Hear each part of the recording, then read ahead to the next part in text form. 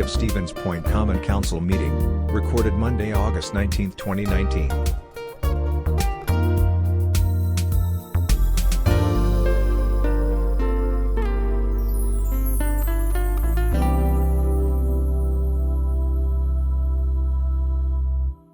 On the west side? At 7 o'clock, we will call the regular Common Council meeting to order. Can we get a roll call first, please? Jennings. Here. Shore. Here. Nabel. Wait, did anybody hear from Alderperson Nabel? Nabel's here. Yes. Yes. Getting through the. Mark Zarazua. Here. Johnson. Present. Slowinski. Here. Kneebone. Here. Dugan. Here. Dalton. Here. Phillips. Here. Morrow. Here. All 11 present. All 11 are present. Before we do our salute to the flag, I want to thank everyone for coming to the census presentation that we're going to have, and Director Ostrowski's going away. I'm teasing, of course. I know we're full. We've opened up the back row of the Alder Gallery for members of the public to sit. We have a couple of chairs in the hallway, and we do have an overflow room in Branch 1 that we've opened up. Obviously, this is unprecedented, very well-attended meeting. We have DJ Schneider, who's going to be going back and forth to make sure everybody outside in the hallway or in the overflow room knows what item we're on, and if they want to speak, so they can come up. Did anybody who wants to speak not fill out one of these forms? Okay. Joe? Yeah, I didn't fill out a form. Well, you did say you weren't going to speak, but Kelly? Kelly, could you give Joe Sizer one of the forms, please?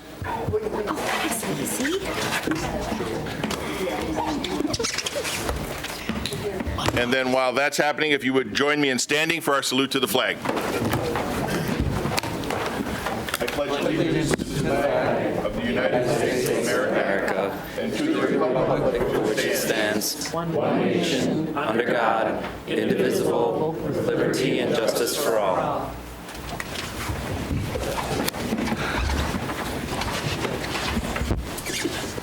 We have a very full agenda tonight, and I know there's a lot of people that want to speak, so I will forego the mayor's remarks, and we will move right into item number 3, which is persons who wish to address the mayor and council on a specific agenda item other than a public hearing should register their request at this time through these white sheets.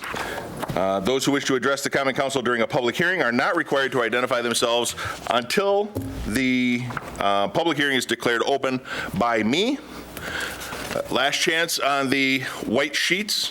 If anybody hasn't filled one out, get in touch with Kelly and she will get one filled out for you. We have, that would be item number 4. Yeah. So item number 3 is not an actionable item, so we don't do anything there.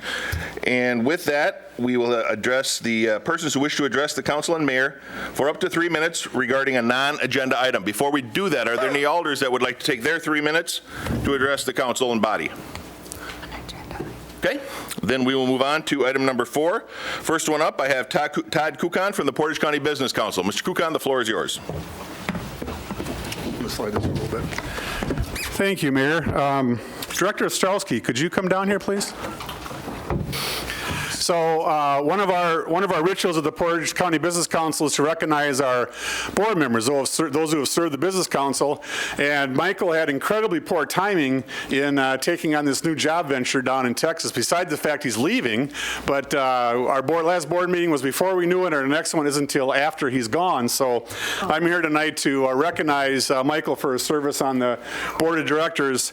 We were going to get you a car, but we know that you're really slimming down your inventory, so we couldn't give you a car, so instead we figured this would fit on your dash of your U-Haul as you're driving down to Texas. But it does have a special meaning. First of all, I want to thank you for your service to the Business Council. And this piece really represents everything about what PCBC does in our community. The wood, for example, represents our heritage and origin as a community. The brown represents earth and agriculture, an important part of what we do here. The grain represents the rivers and waterways, our recreation, our fun in our community. The gold lettering represents the richness of our community. The four-corner base represents the business community, the community in general, education, and the government partnership we have. And the block itself represents the building blocks of a creative economy. So I get to represent the Portage County Business Council Board, and thank you for your service and wish you the best of luck. And on a side note, I really appreciate Michael's kind of tutoring me in my 4 years in my role. He's done a lot to help me personally in my new role, particularly in the area of economic development. So, Michael, wish you the best of luck and congratulations.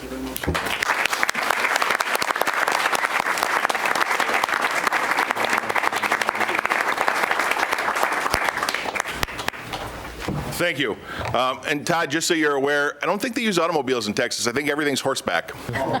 Yes. That is it for item number 4. So we will now move in. Hey, Mike, Pardon?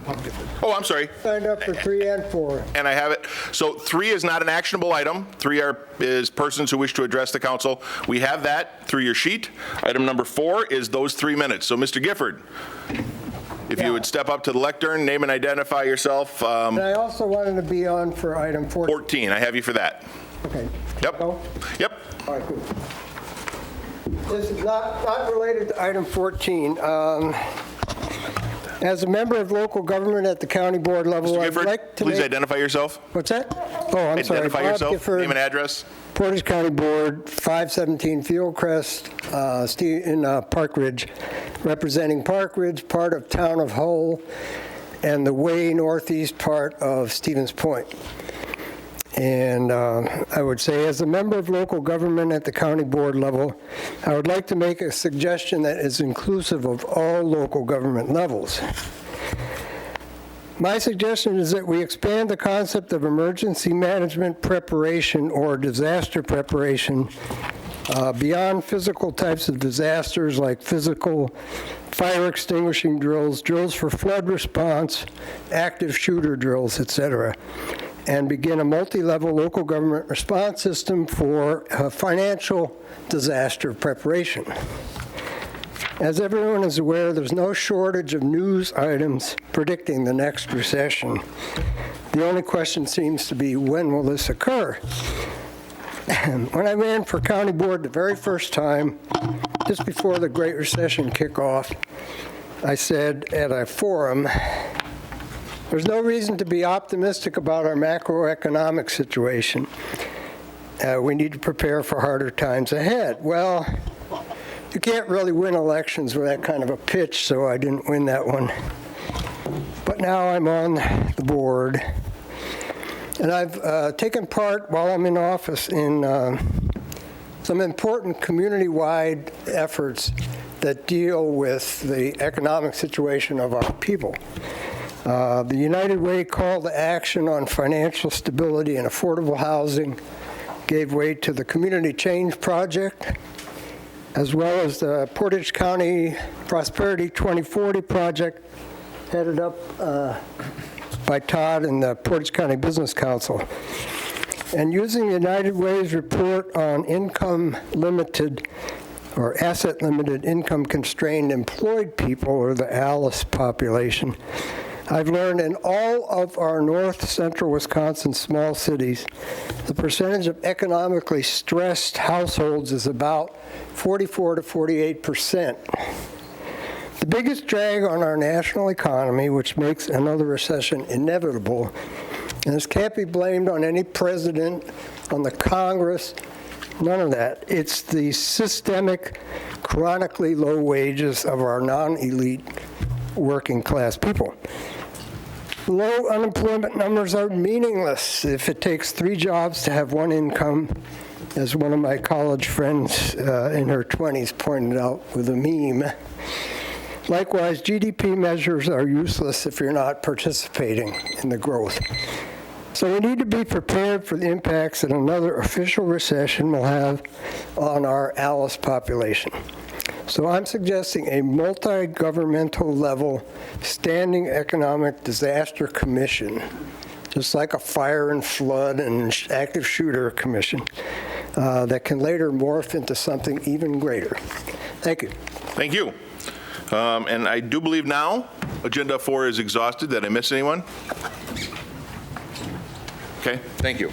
Item number 5 is a presentation to the mayor and council. We have Missy and Robert from the Department of Commerce to talk to us a little bit about the upcoming 2020 census. Missy? Good evening. My name is Missy Cook. Actually, Missy, I'm going to have you come to the lectern because we're going to need to pick that up. I will come down and click for you if you need it. I'll do it. I'll at least get the lights so that I need to feel useful. I got it. I'll get the lights. Good evening. My name is Missy Cook, and I'm a partnership specialist with the U.S. Census Bureau.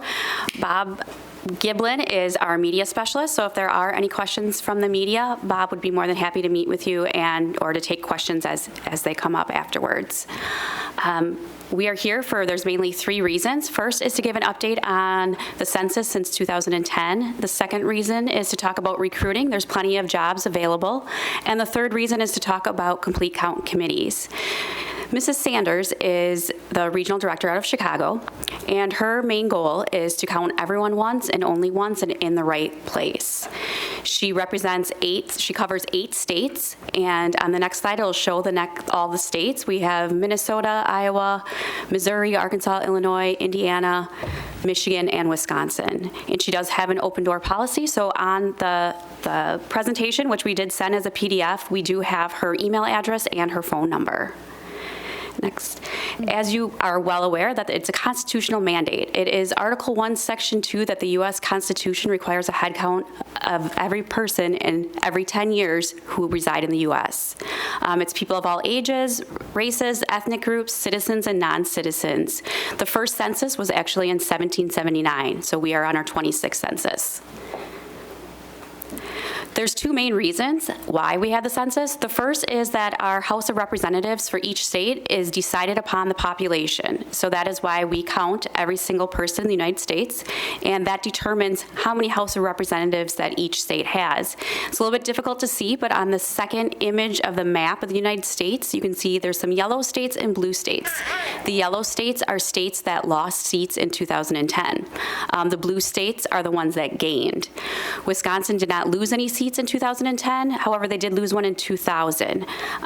In that map, Texas actually gained 4 states in 2010. And that is why it's important that we count everyone. We want to make sure that we have our number of House of Representatives. And the second main reason is that there's $675 billion spent annually using the census information, all the data and the population counts. The county, the city, they use the census numbers for many things. If it's for applying for grants, it's different federal programs, and that's how it's determined that the dollars are distributed. We do live in a challenging environment. We have rapid use of changing technology. We have distrust in the government. We have a very mobile population and some informal or complex living arrangements. So since 2010, because of the technology, there are now 3 ways that people can fill out the census. It used to be that you had the short form and the long form, and you had to mail it in. That's no longer the case. It's only the short form. And with that short form, there's now going to be 3 different ways. You can send it back through the mail, as you always could. And the other 2 options now are phoning it in, or you can also use the internet and fill out the information online. This is the 5 steps of the census. Right now, we are establishing where to count. So right now we have address canvassers that are going out to different locations to check to make sure that there are actual households or residents there, especially with new construction and subdivisions that have been developing over the last 10 years. They also use the U.S. Postal Service, and they work with satellite imagery just to make sure that there are that they can make sure they have all of the dwellings. The second step is where we are right now, too, is where we're motivating to respond. That's why we're here to meet with the mayor and the city council, is to develop that partnership and establish the groundwork that the census will be taking place next year. Coming in 2020 is when we count the population. There's various steps to it. In February, they began counting group quarters, so that's your dormitories, your prisons, your nursing homes. And then come March is when they'll send a postcard to every residence and ask them to self-respond. And again, there's the three ways. There's the phone, there's the internet, and the mail. And if people do not respond, that is when someone will come door to door. And that will happen in the summer, where if people do not respond, someone's going to come to your door. Usually it's probably not going to be the most great time for you because people will be home, and that's when they're going to be coming to your door. So we do like to say, if you don't want someone coming to your door, self-respond ahead of time. And then after that is when they'll start tabulating the data and release the census results. It will be delivered to the President of the United States by December 31st, 2020. Next. And this is just a slide going over some of the streamlining that has taken place over the last 10 years with technology. It's just saying that we're using technology, and they are re-engineering their field operations to be more efficient. And with all things that when you're using the internet or you're using different online communications, is that there's always concerns about cybersecurity risk. And this is just saying that the census has been working with industry levels or industry experts at both at the public level and at the federal level to be sure that it is a safe and a way to respond.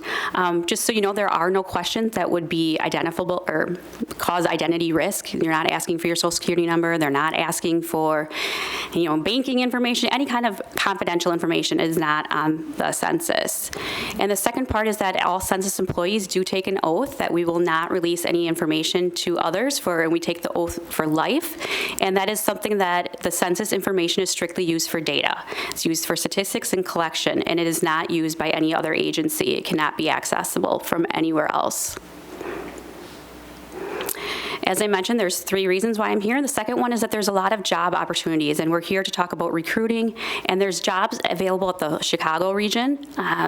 Bob and I are both out of the Chicago region, but we actually work out of our homes, or we work out of Wisconsin, and there's jobs that people can apply using the 2020 census.gov and usajobs.gov web page to apply.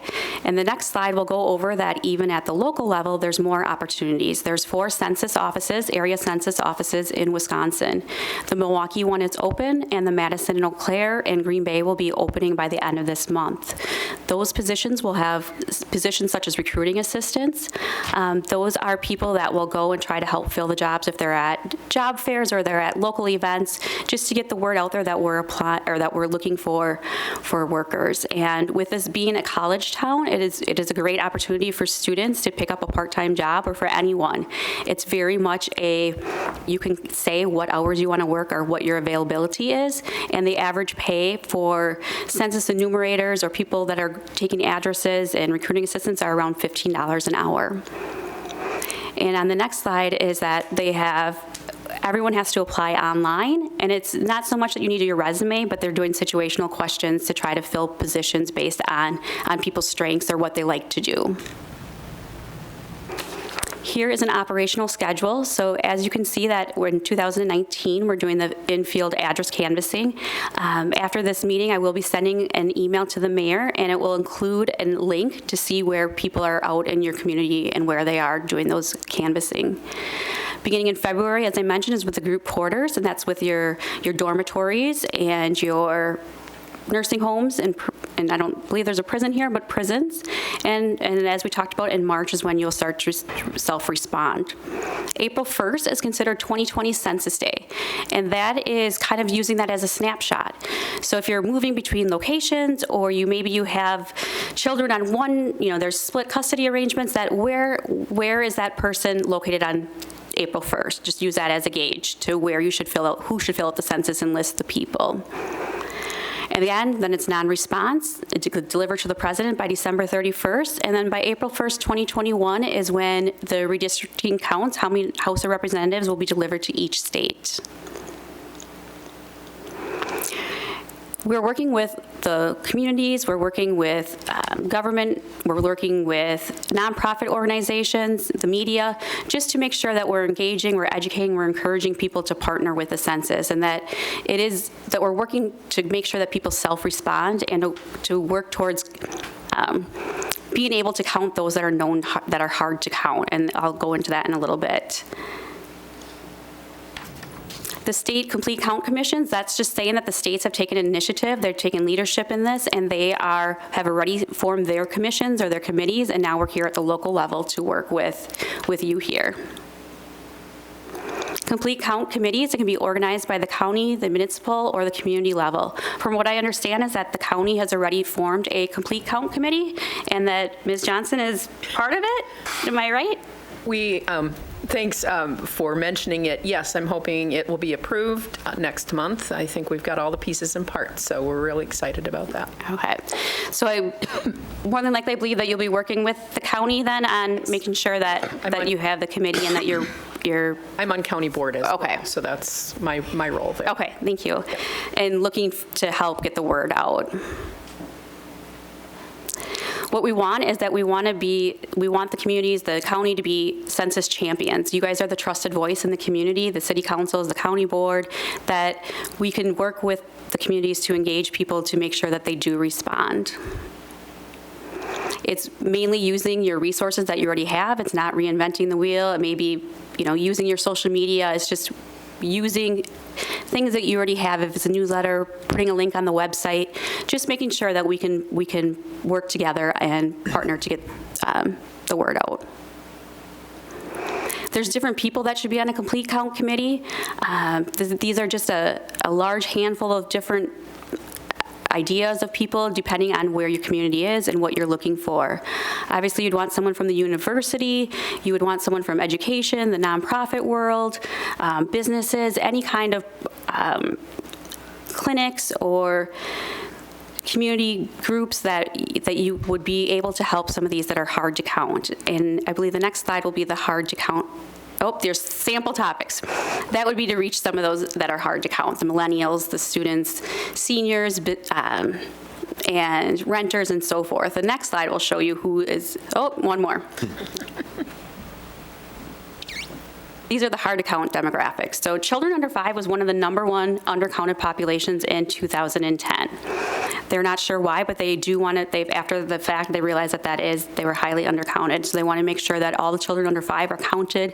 College students, again, you have a large renter population in some of your areas in the city, just to make sure that they are receiving their mailing and that they understand that they need to fill that out. It's always hard to tie down people to an address. Phone books are no longer kind of the thing, that people have their own mobile phones and it does not tie them down to a location.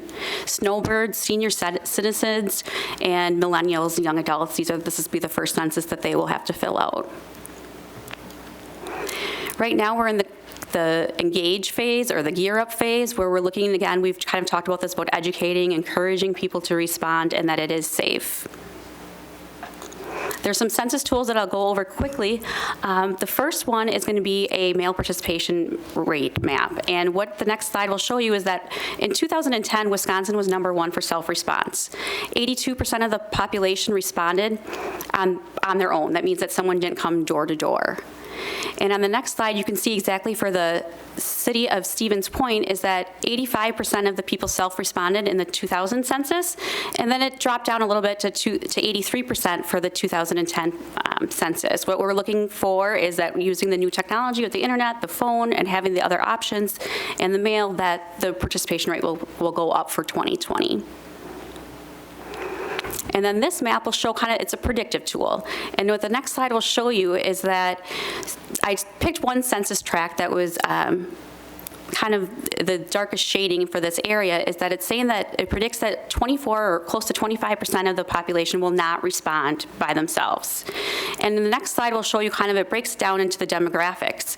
So what it's saying is that for that census tract alone is that there are 70% of it is housing units or that are renters, and that a large number of the population has moved, 30% has moved from one year to the next. So that's probably where the university is, and making sure that those students are counted here.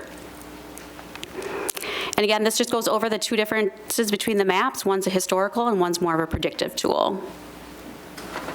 And with the county, if the county is doing this, that we do have census employees that would come and train your committee and make sure that you have the resources, the materials, and information to get out to the public. Critical next steps. One of the ways, because you're already on your way to forming a complete count committee, is helping recruit for census jobs. It may be something at the library where we have an applicant day where we have a recruiting assistant come to the library, and let's say it's from 8 to noon, and that the recruiting assistant would be there, and we would advertise or publicize that someone from the census will be there to help people apply and help them get into those jobs and help them walk them through the process. And Mrs. Sanders, she believes that this is a team effort, and that's why we're here. We're here to partner with you and with the community and to make sure that everyone is counted once and only once in the right place. And we have some helpful links. And then with that, we do want to say thank you. I know I kind of hopefully rushed through this. It's usually about a 25, 30-minute presentation, and I didn't look at the time, but I hopefully went through 10, 15 minutes and didn't make you guys stay here longer. I think you're right on track. So it was rather quick. We are going to take this PowerPoint and post it up on the city website along with some other resources. As mentioned, President Johnson is going to be working with the Complete Count Committee for the county, so there will be more information coming out through that. And of course, this meeting is recorded, so you can watch that as well.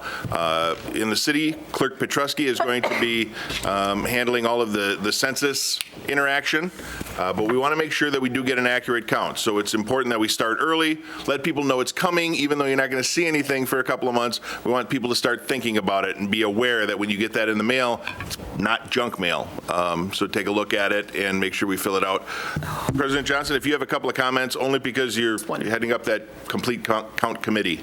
Yeah, CCC, it's much easier to say. That could be Civilian Conservation Corps now that I think about Collins it. Classroom Center. Shows you, well, there you could. Right. I just want to, one factoid, and it's really important for Portage County. We're above the 70,000 threshold right now. Maintaining that 70,000 threshold is really important for us to be included in the annual community survey.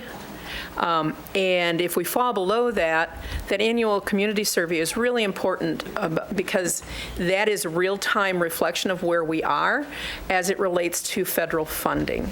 So we need to make sure that we count everybody. That magic number is 70,000, so. Thank you very much. Thank you, Alder Jennings, for getting the lights. So yes, we do want to make sure that we are counting everybody, and of course, we don't want to lose any people. Yeah. We're going to do that all night. Thank you very much again, and we'll get that information posted up on the city website tomorrow or Wednesday at the latest.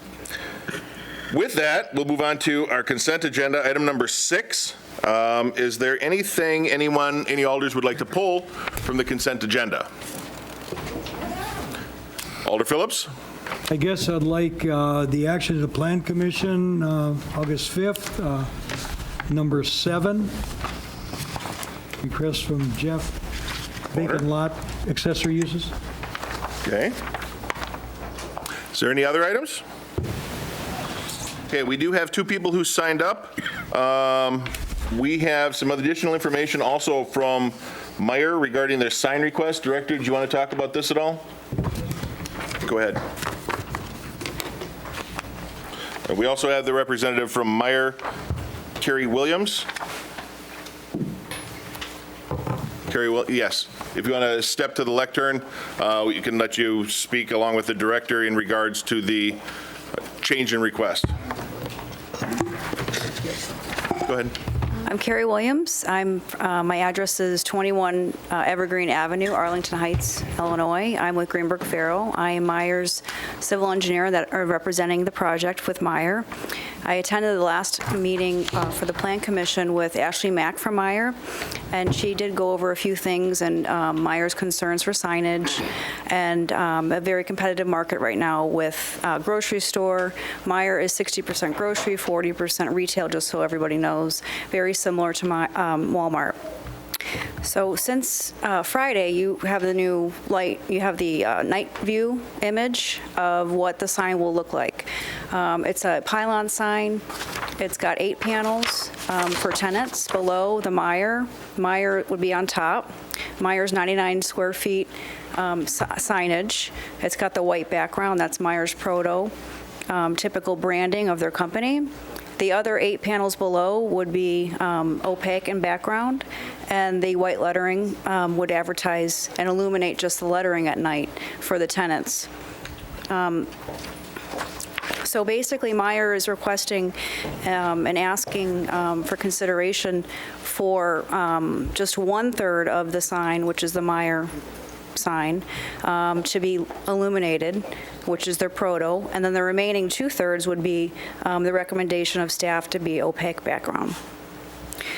There is the store nearby in Sherwin-Williams along Burlowski, and those both projects have their prototypical signage, which is illuminated. That's only 200 feet away from Myers property. So that, and then along the corridor of Burlowski and McDill, there's all numerous other signage that is all non-opaque background. Directly at that same intersection where the sign's going to be proposed is the Crossroads Common sign, which has Walmart, which is Myers' competitor, and there's 13 to 17 panels on there. They're all illuminated. So at this intersection, there's going to be another pylon across the street, which Walmart is promoting their signage, which is their prototype. There's also 3 other pylon signs along McDill and 39, which when customers come off the highway, they are going to see Walmart signage 4 times before they ever see Meyer sign. So we respectfully request that the council consider allowing Meyer to have the illuminated white background sign on top, and then allow the remaining signs to be opaque. Thank you very much. And Alders, you will be considering this on item number 13. It was spoken about at the Plan Commission under agenda item 6. The actual action will be on item number 13. And Ms. Williams, if you're willing to stick around, we may have some questions for you at that time. Thank you. Director, if there's anything you want to add now, otherwise we can wait till item number 13. Actually, there were 2 items within the Plan Commission. One was a separate item, so it would be under the consent agenda as well as 13. So they would have to make the modification now. With regards to this, the reasoning that staff typically puts this condition on there when we see a variance for a sign is that it becomes larger in size. Typically, it has a lot more illumination. For the most part, as Ms. Williams had indicated, 2/3 of this sign will be with the opaque background instead of the white background. I think majority of the sign is going to be dimly lit, so that will help with illumination. I don't see too many major concerns if one of the signs is left to have the white background. But typically what we've done with a standard condition on these variances is that any sign variance that exceeds the size requirement, we've required had to have an opaque background where only the lettering is illuminated.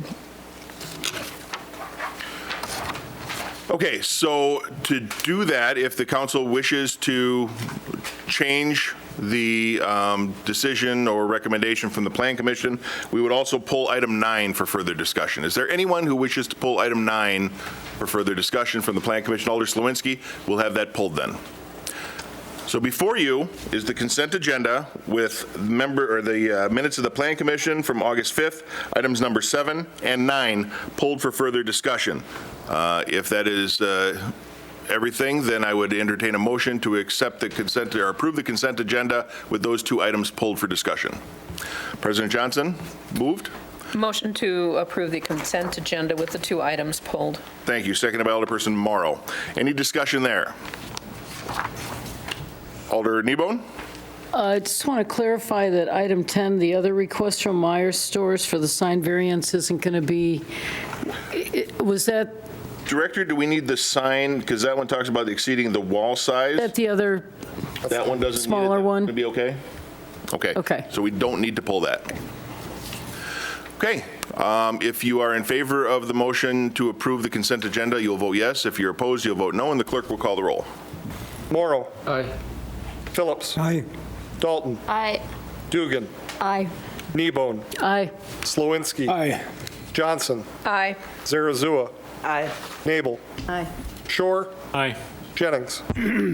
11-0. 11-0, that is approved. Because it is most recent in your minds, I would entertain discussion and action on item number 9 from that Plan Commission meeting regarding the Meijer store sign and allowing 1/3 of the sign to be illuminated as presented. Alder Slawinski. I will move approval of the request from Meijer Stores Limited Partnership for a sign variance to exceed the freestanding height and size requirements and basically And allowing the 1/3 to be illuminated as presented at the document in front of you. Yes. Okay. Seconded by Alderperson Phillips. Any discussion there? Hearing none. I'm sorry, Alder Kneebone? Did I hear the director say that it would, or perhaps the person representing Meijer, I would be concerned about the impact on neighbors with the brightness of the sign for the night skies, dark skies. Would that maybe be not as bright after a certain hour of the night, perhaps? Or Well, will it be the seems same? unlikely that they would do that, but I'll let Same the brightness director, the Ms. whole Williams, night? speak to that. I would imagine it would be the same intensity as the other signs that they had mentioned, the store and Sherwin-Williams and Walmart and everything over at Crossroads. But Ms. Williams, if you have a comment in that regard? Yeah, so there is residential neighborhoods north of Meijer, and it's very densely wooded. Now, I know there was concern at the last meeting from one of the neighbors, but their house is going to be, all that's going to be behind the Meijer main store. And the sign that we're proposing at the intersection of Burlowski and McDill is going to be east-west facing, where the store and Sherwin-Williams face north-south. And I believe from conversations I've had with neighbors is in the winter when the leaves are down, the store gets really blaring towards those lights. So I don't even think they'll see the sign for Meijer because it's 1,500 feet away from the closest house, if that makes sense. Thank you. Alder, does that answer your question? Yes, thank you. Good. Okay. We have a motion to approve with the change as presented. If you are in favor, you vote yes. If opposed, vote no, and the clerk can call the roll. Jennings. Aye. Shore. Aye. Nabel. Aye. Zarazua. Aye. Johnson. Aye. Slawinski. Aye. Kneebone. Aye. Dugan. Aye. Dalton. Aye. Phillips. Aye. Morrow. Aye. 11-0. 11-0, that is approved. Item number 7 from the Plan Commission meeting of August 5th is a request from Jeff Vaughter to approve to use a vacant lot for accessory uses where principal use does not exist at an unaddressed parcel bounded by Dixon Street, Center Street, Michigan Avenue, and Wellsby. Mr. Vaughter has signed up to speak. Mr. Vaughter, if you want to approach the lectern, you have the floor. Name and address for the record, please, because I like the way you say it. My name is Jeff Vaughter. Address is 418 Cedar Street in the village of Whiting. Whiting resident, Stevens Point taxpayer. The property in question is over 12,000 square feet. It is a buildable lot. The property is unique in that it has no frontage on any street and is set back 18 feet off the city-owned alley. The property was once the backyard of a property that fronts Wellsby Avenue. Most people would not know that this lot exists as a separate property. The property has no sewer, no water, or no electrical connection. According to city ordinances, because I do not own a residence or business structure on the property or an adjacent property, I am prohibited from any construction or even parking an auto or trailer on the property. If one of the 4 adjacent property owners owned the property, or if this lot had not been separated from the Wellsby Avenue property, it could be used in any number of ways. The only difference is, in part, who owns the property, me or the adjacent neighbors. The ordinance blocking me from using my property seems to suggest that property owned by persons not owning a residence on the property near that property will automatically lead to problems on that property. Is there any science behind this, or is this just speculation? I'm sure we are all probably aware of properties with residences on them that also have problems. And I would venture to guess that if you looked at the police calls that are made in this city, there are more police calls made to properties on a per property basis, more police calls made to properties with residences on them than there are to vacant lots. I pay Stevens Point property taxes on this property. I would like to make a 20 by 20 foot temporary gravel parking lot spot to park a trailer and/or a motor home on the property. This 20 by 20 pad would take up less than 1/30th of the property area of the entire lot. No one would reside in this motor home. It would simply be parked there. The latest city aerial photo taken in 2018 shows a large triaxle trailer parked on the property. I parked that there before I knew this ordinance was out there. At the time the photo was taken, that trailer had been parked there for around 2 years without incidents. This would seem to indicate that the parking of a trailer on property can be done without creating any problems. If there is ever a documented problem created by the parking of any RV or trailer on the property, the problem could be corrected in less than 1 day by simply removing the problem. I'm asking the Common Council for a variance that would allow me to put this temporary 20 by 20 gravel parking pad on this very unusual and unique property. As a taxpayer, this property, as a taxpayer of this property, this minimal use and sole use of this property is not too much to ask. Thank you. Oh, Thank you. By the way, did I mention it's my birthday today? Happy birthday, Jeff. Alder Phillips, you requested that this item be pulled. I will turn the floor over to you. Well, yeah, I just can't believe that the plan, person buys the property, lives out of town, and wants to make an exception to the rule where you've got to cut your grass. You don't have to do that. You can put a motor home on a special piece of property, where the residents can't do that. If I went to another part of town and bought a, you just wouldn't allow it. I don't know why we're doing this. It seems to me that a resident should be able to do whatever they want in their backyard then. Everybody, just do whatever you want to do. So I'll leave it at that. Okay, no motion? And I'd like to move that we deny the accessory use for parcel ID number 2A1240833302323. Thank you. Do we have a second? For lack of a second, the motion dies. What are your wishes? Alder Dalton. Well, the reason that this is before us is because an accessory use is able to be granted when there isn't a primary use by the council, and that's why we're discussing it. At the Plan Commission, Director Ostrowski brought up that previously there has been approval of this of accessory uses without a primary use, and it seemed the concerns circling this specific instant was that the owner doesn't live near the residence, and I just don't think that is a germane argument for whether or not that asking for this use is appropriate, and it seems, I guess I would make a motion to reverse the decision of the Plan Commission. As previously, as stated in other discussions that evening about this specific property, it is very unique, and I think that uniqueness character of this property without the frontage and, kind of a alley access only grants it consideration for this accessory use. So your motion again, Alder? To reverse the decision of the Plan Commission and approve the accessory use. So your motion would be to grant the accessory use on the parcel identified in your agenda without needing a principal use. Is that correct? Sum it up? Okay, do we have a second there? Seconded by President Johnson. Any discussion? Alder Jennings. I have to admit confusion because I thought Plan Commission didn't allow the parking of this vehicle.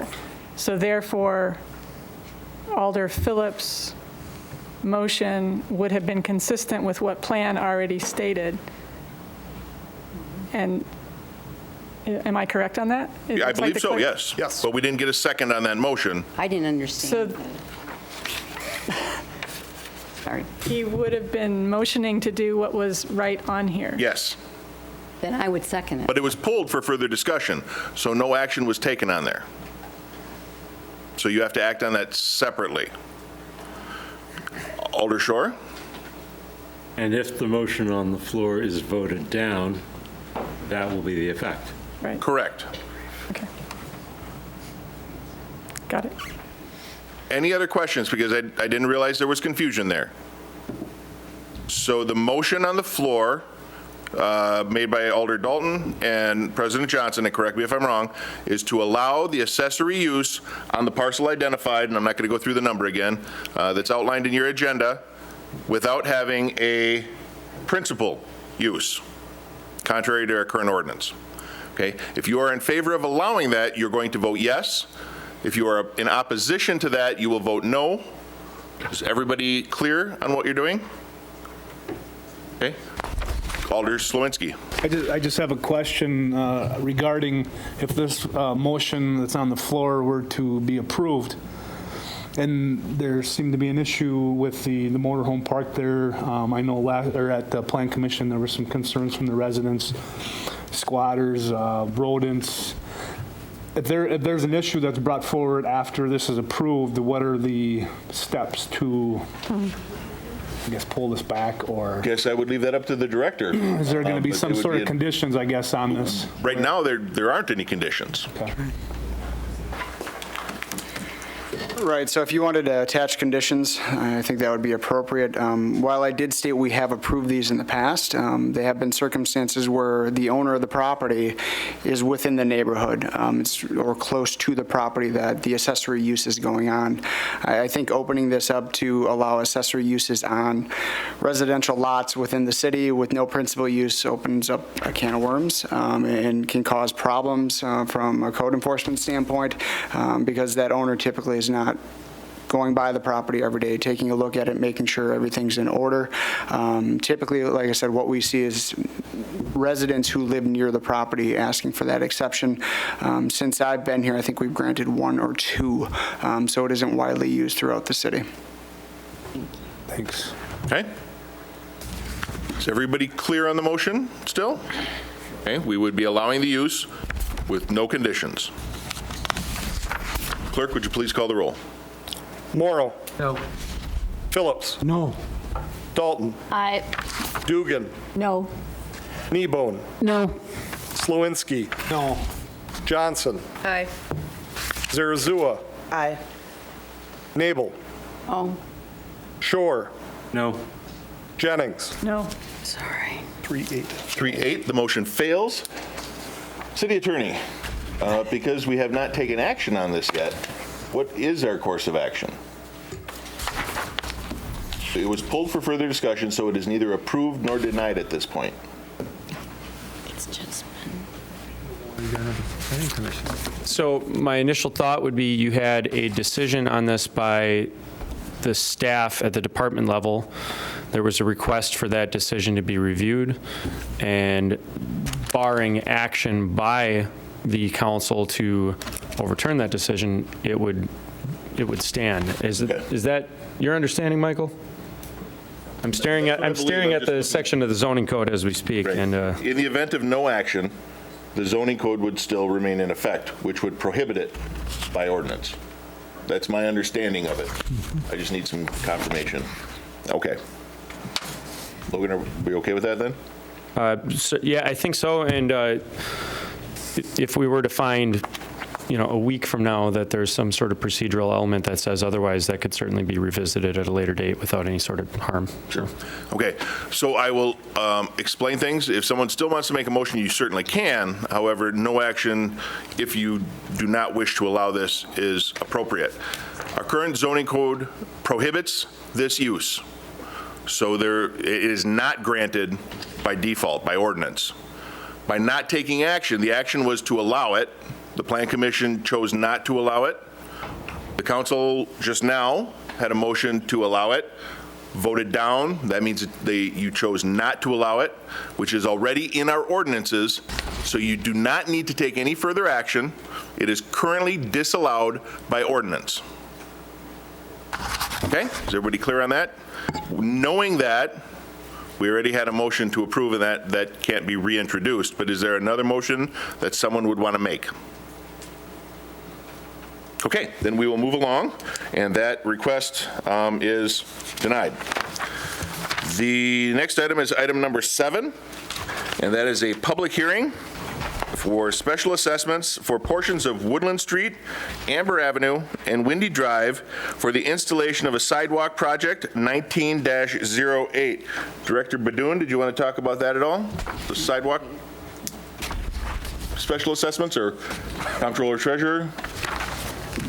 They're special assessments for sidewalks. Just so everyone is aware of what there is, what this is particular, this is the sidewalk continuation program for this year, which was in that area there by the Holiday Inn also. But that's it, unless there's any other questions. Just wanted to make sure everyone knew we were on the same page. Okay. Oh, public hearing, that's why I have it circled. All right, so I will now declare the public hearing open. Anyone wishing to offer testimony, step to the lectern, name and address for the record.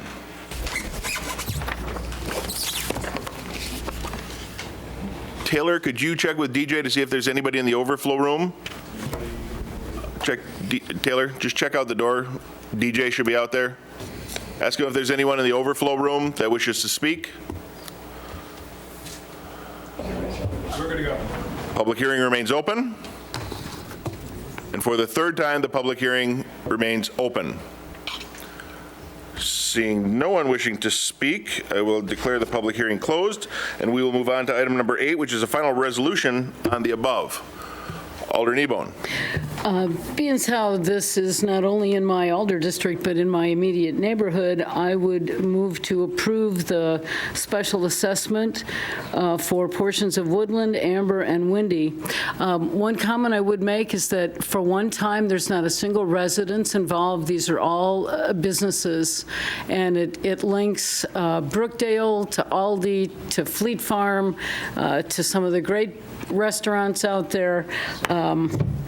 So usually it's property owners. This time it's business owners. Thank you. Seconded by Alderperson Shore. Any further discussion? Hearing none, clerk, would you please call the roll? Jennings. Aye. Shore. Aye.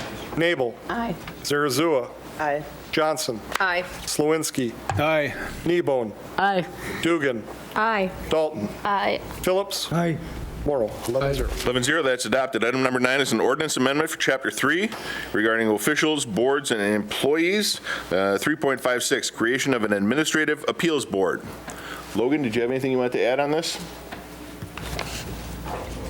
No, nothing to add. Okay. We've modified it. Alder Kneebone?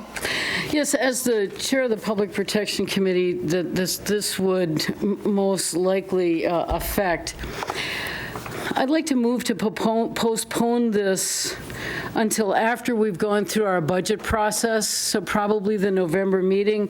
I've got some questions about it. I don't know that we've had as much time as we would like to look into this before we create another quasi-judicial body. I think some of the confusion arises from not enough clarification in our ordinances, and I would like to see maybe some language tweaked before we create a whole nother commission. So I would like to move to postpone this until at least the November either council meeting or Public Protection Committee, whichever would be most appropriate. Okay, so seconded by Alderperson, we'll give it to Alderperson Jennings. Is there a reason, Alder, that you chose the budget? It's not really related to budget. I'd like to have a little more time to look into this. I'd like to look into how the body would be appointed, because I'm afraid it would be a place for special interests to take hold. I feel like the alders have been elected to kind of do this, and we haven't had that many appeals that it makes it that hard at the meetings. And I just would like to find out what some other cities are doing, and I don't feel like I've had a chance to do that. Been more focused on the budget right now. I think that's a more important priority for us is to get our capital budget and our operating budget set, and then I think we'll have some time to maybe bring some ideas forward, maybe tweak it a little bit, something like that. Okay, thank you. City Attorney Beveridge. Just a couple comments, and I think this is a good opportunity because there's such a large amount of people here in the audience tonight. First of all, I don't have any opposition to postponing it. That's A-okay. But I just wanted to take the chance again to explain why I brought this forward. So if you look at Chapter 68 of the state statutes, normally when you're looking at stuff related to the city, you're looking at Chapter 62 and 66. So Chapter 68 creates a statutory process for administrative appeals of municipal decisions. Now, that can cover all kinds of different decisions. Think of any type of determination that just about any staff member might make, or any committee or commission or anything like that, that doesn't already have a rigorous appeal procedure spelled out either in statute or in our ordinances, or possibly even a decision where there already is a robust procedure spelled out, but based on the fine nuances of that, doesn't meet every one of the 8 or 9 qualifications that you see under Chapter 68. What this is here to do is opt the city out of being governed by that state statute provision, and then have our own system in place that is universal to cover appeals of all types of different determinations, other than the ones that are specifically exempted in the language of the ordinance. So just as an example, this was really brought forward because we had an experience with one particular property maintenance appeal where the appellant didn't get the result they wanted via the Public Protection Committee, and then said, I want to have a hearing under Chapter 68. And with regards to the comments from the alderperson about it being the role of the council, or just in general, the question of whose role it should be to make these types of determinations on appeal, that appeal ended up being heard by Corey Laddick as the hearing administrator, which was perfectly allowable under the strict language of the statute, and in virtue of the fact that he had no involvement whatsoever in the decisions that led to that point of that particular person's appeal. So this is less of a sort of free-form political decision about how we want to handle appeals, and more of a matter of taking control of the way the process is going to work, so that we're not getting gotcha surprised into something where we thought we'd heard all of the procedure on it, gone through multiple levels of appeal, and then all of a sudden we have to do something else to comply with state statute. So, like I said, no problem with delaying it, but that is the ultimate purpose of it, and I just wanted to get that out there because we got a lot of eyes on this meeting tonight. So. Okay. So Alder Kneebone, you mentioned that you wanted to hear this or bring it back after the budget process. That's going to be in December, right before Christmas. I think that would probably be okay. It's not that I think we don't need something like this. I think it just seems like this is really fast. This came up as a done deal, I don't mean a done deal, but an ordinance ready to go without a lot of, but I just think I'd like to have a little more time to. Sure. Let's let the city attorney respond. Then we've got Alder Nabel and then Alder Jennings. And I can understand how you get that impression, in the sense that I brought it forward as, here you go, it's done. Well, it's because I adapted probably 99% of it from the city of Madison, and the 1% that I didn't was cutting out Madison and putting in Stevens Point. There's a little more to it than that, but that's not far off the mark. So that's why it came forward in that way.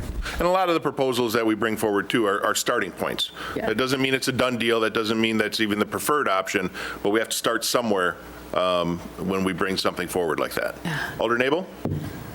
Thank you. I would just like to state that when we looked at some of this, and some of the options in here were to not have any common council members on this administrative board, it concerned me because these are ordinances that are city ordinances, and so we should know those city ordinances ourselves as common council members. Important to me that those are looked at and held by strongly as what they were written as, not taken into somebody else's viewpoint that maybe it could be like we were just looking at. My other point was there was another thing that the state's in here that you have 30 days. Someone had mentioned in one of the comments earlier, they'd like to see us do a quarterly, do this quarterly so people would have more opportunity to be involved in this, the ability to be there for their appeals. You can't. You need it done in 30 days. You can't do it quarterly. So there's a lot more in here that, as I read it, that I felt I wanted to know more about before this came through and that we all understood the timelines that are still there that are important for us to all be aware of before we have a board. Thank you. Alder Jennings? I appreciate Alder Kneebone bringing this forward and postponing it so we have more time to review this. In terms of this being adapted directly from what works for the city of Madison, the Administrative Review Board in Madison, which might hear something like appeals to snow removal, for example, is the same thing as the Common Council Executive Committee, which is made up entirely of alders. And per George Hank, who is the Director of Building and Zoning, communication with this individual, the city does not have, in Madison, if we're going to make this comparison, it does not have the authority to go onto the property and cut grass of an occupied structure. They ticket and prosecute until they get it into compliance. An appeal of the notice would be to the Board of Building Code, Fire Code, Conveyance Code, and Licensing Appeals. The owner would have to fight the ticket in municipal court. Appealing the charges for cutting the grass would first come to me and then on to the Administrative Review Board if they did not like my decision. So I, for one, am not quite seeing the alignment with Madison, and I appreciate further time to review this important issue, and thank you. Thank you. Any other comments? Okay. City Attorney, did anyone contact your office regarding comments or questions since we've been talking about this? No, I believe essentially the input I've had has been from the 2 times it was presented to the committee. Good. So anybody watching, listening at home, if you have input on this, we will, well, the motion is to postpone it until the December committee meetings, provided that passes, and I believe it will. We can take input. So anyone who has input, contact the city attorney's office or even your alder, who can then get it to the city attorney's office to make modifications on this. President Johnson, you now, yes. Yes. I just wanted to follow up and provide some context for the folks in the gallery and at home, is that this kind of didn't come from nowhere. I want to make that clear, that this was the council saying, maybe we should provide more access for the appeals during the day and evening, different times, because we were making an assumption during public protection, people weren't showing up for appeals. We were making the assumption that their schedules were identical to ours.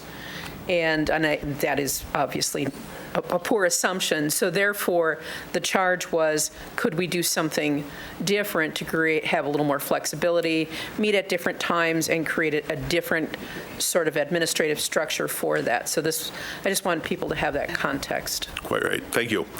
Okay, so the motion is to postpone until the December committee meetings. If you are in favor, you will vote. Actually, we can just do this on a voice vote, so we don't need a roll call on this. All those in favor of postponing till the December committee meetings signify by saying aye. Aye. Any opposed? Unanimous consent. The motion carries. So we will bring that back, and I'll have the clerk make a note, and City Attorney Beveridge make a note to bring it back on the December agenda. Again, if anyone has comments, contact the City Attorney's office. Alder Dalton, you had a quick comment? Usually we discuss rearranging the agenda. I don't think we did that this evening, and I think most of the audience is here for item number 14, so I would like to respectfully request that we move up item number 14 for the galleries. Okay, we could do that. However, we've got, I know we've got an applicant here on item number 12 and 13. The one from 13, at least for sure, is from out of town. So I would, because I think everybody else is pretty local, I would like to at least get those two items done first. Okay. Is there I'm looking for head nodding if we want to rearrange the agenda. I think it's okay. So let's do this. Let's move to item number 12. Then we will do 13 and 14, come back to 10, 11, and then back into 15, 16, 17.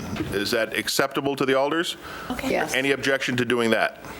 Can we just keep moving the order that's in? Which one are we going to? I think it'll probably be pretty quick, but if are there people that want to speak, alders, on 10 and 11? Because I think we could probably get through those relatively quick. Okay, so here's what I'm going to do. I'm just going to continue on. I think we can get through them quick. If it looks like it's going to take a while, then we will we'll work on rearranging. Item number 10 is an ordinance amendment regarding no parking zones on Old 18 and Blaine Street. Alder Slawinski. Move approval of that ordinance amendment. Seconded by Alderperson Kneebone. Discussion there? Hearing none, clerk, please call the roll. Jennings. Aye. Shore. Aye. Nabel. Aye. Zarazua. Aye. Johnson. Aye. Slawinski. Aye. Kneebone. Aye. Dugan. Aye. Dalton. Aye. Phillips. Aye. Morrow. Aye. 11-0. 11-0, that's adopted. Item number 11 is the approval of the 2020 to 2023 ambulance service provider agreement between Portage County and the City of Stevens Point. Alder Kneebone. I would move approval of the 2020 to 2023 ambulance service provider agreement between Portage County and the City of Stevens Point. Thank you. Seconded by President Johnson. Discussion? Alder Phillips. Just like to ask Corey, are there any big changes? Big changes from the last one? Well, since we discussed it at Finance, I mean, we're still looking at the same contract. But no, there aren't any huge changes. You know, we talked a little bit at Finance about the percentages, and we think we can handle it. Okay, thank you. Okay, if you are in favor of approving the contract, you'll vote yes. If you are opposed, you'll vote no, and the clerk will call the roll. Morrow. Aye. Phillips. Aye. Dalton. Aye. Dugan. Aye. Kneebone. Aye. Slawinski. Aye. Johnson. Aye. Zarazua. Aye. Nabel. Aye. Shore. Aye. Jennings. Aye. 11-0. 11-0, that's adopted. Item number 12 is a resolution for a conditional use permit at 1925 Church Street to operate an exclusive non-owner occupied tourist rooming house. Alder Dalton. Motion to approve. Thank you. Seconded by Alderperson Dugan. Discussion there. Alder Dugan. I'm so pleased this is happening. We need it for the other tourist rooming houses in the city who may need conditional uses. But Thank you. anyway. If you're in favor of the motion, you'll vote yes. If you are opposed, you vote no, and the clerk can please call the roll. Jennings. Aye. Shore. Aye. Nabel. Aye. Zarazua. Aye. Johnson. Aye. Slawinski. Aye. Kneebone. Aye. Dugan. Aye. Dalton. Aye. Phillips. No. Morrow. Aye. 10-1. 10-1, the motion passes. Item number 13 is a request for a conditional use, a resolution for a conditional use at 5640 Kerry Frost Drive to install 2 off-premise freestanding signs on adjacent property. We had previous testimony from Carrie Williams. Mrs. Williams, is there anything you'd like to add? No? Director Ostrowski, anything you'd like to add? So we would, if you are, Alder Slawinski? I will move to approve the stated resolution. Okay, does that include the 1/3 Yes. of the sign be allowed to be illuminated? Yep, and the other 2/3 to Be the letter lighting only? Yep. Okay, thank you. So you're amending the current resolution to allow the 1/3 of the sign be lit, illuminated, and the rest of it would remain just the letters being illuminated. Is that correct? Okay. We have a second there? Seconded by Alderperson Morrow. Discussion? Hearing none, clerk, please call the roll. Morrow. Aye. Phillips. Aye. Dalton. Aye. Dugan. Aye. Kneebone. Aye. Slawinski. Aye. Johnson. Aye. Zarazua. Aye. Nabel. Aye. Shore. Aye. Jennings. Aye. 11-0. 11-0, that is approved. Item number 14 is a discussion with possible action on the city-county property exchange proposal, which involves transferring ownership of the county annex building and the Portage County Law Enforcement Center to the city. In exchange, the county would receive the Portage County Library main branch building, the Aging and Disability Resource Center, and approximately 20 to 25 acres of land located in East Park Commerce Center, east of County Highway R, north of County Highway H. We tried to make it as specific as possible, still allowing the broader scope of discussion for any and all of those moving pieces. We do have 15 speakers in presence that wish to comment. We also have a couple of letters that need to be read into the record. So I would ask everybody to be respectful of everyone else's time so we can get through this as quickly and efficiently as possible while still hitting on all of the major points that you want to speak about. I will allow Clerk Petrusky has a letter from Judge Finn. Yes? Correct. Judge Finn that he'll read into the record, and then I have one for the county executive. Marissa, can you hand these out to the council, please? Clerk, you have the floor. From retired Judge John Finn, I am unable to attend tonight's Common Council meeting due to a prior commitment out of state. I am hopeful that my written comment on item 14 can be presented to the council. As I have indicated at the Finance Committee last week, I am opposed to the proposed land swap that would result in the county vacating the existing facilities and moving its entire operation out to the eastern edge of the city. County and city government offices and operations should not be separated. Such separation precludes a sharing of facilities, including conference rooms and meeting rooms. I've experienced instances where meeting space needs were accommodated for the county and city at the Lincoln Center because of the lack of open rooms. A courthouse security issue meeting was held in the city conference room, and where a city hearing on an unemployment issue was held in conference room 1 and 2 in the county annex. Separation of the police department and sheriff's department would probably rule out any future possibility of sharing some facilities, as has been envisioned in past needs assessments discussions regarding best practices for law enforcement. Persons visiting the courthouse, city hall, and the annex, and employees working therein currently enjoy the protection and security provided by the police department and sheriff's department being in close proximity to those buildings. This swap would remove a substantial part of that security, which is certainly not a good idea in today's climate. The few persons I have spoken with who are in favor of the proposal seem to focus on a perceived lack of parking at the current site. That simply is not the case. There is parking around the perimeter of the county city building and on the adjoining streets. Some of the parking has time limitations, but that is adequate for most persons coming to the building.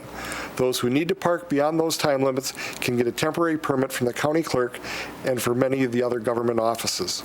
Thank you for your consideration, Judge John Finn. Thank you.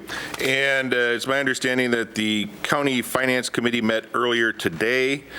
This letter that I just handed out to the alders came from County Executive Holman. Late in the day, it was actually after work hours, but I happen to still be in the office. So he asked that I read this into the record. At the August 12th meeting of the city's Finance Committee, it became clear to me that the innuendo and misinformation that has been floating around about a land swap proposal made from the city to the county has spawned at least a couple of conspiracy theories and cast shadow upon the deliberate public process that the county has followed over the last 6 months as we entertained the proposal. That is, to say the least, unfortunate. That is also why I decided to write this. The county is happy to have the city discussing their proposal publicly, but the build-up to that discussion included a memo written by Alder Jennings that pointed to silence between a March 28th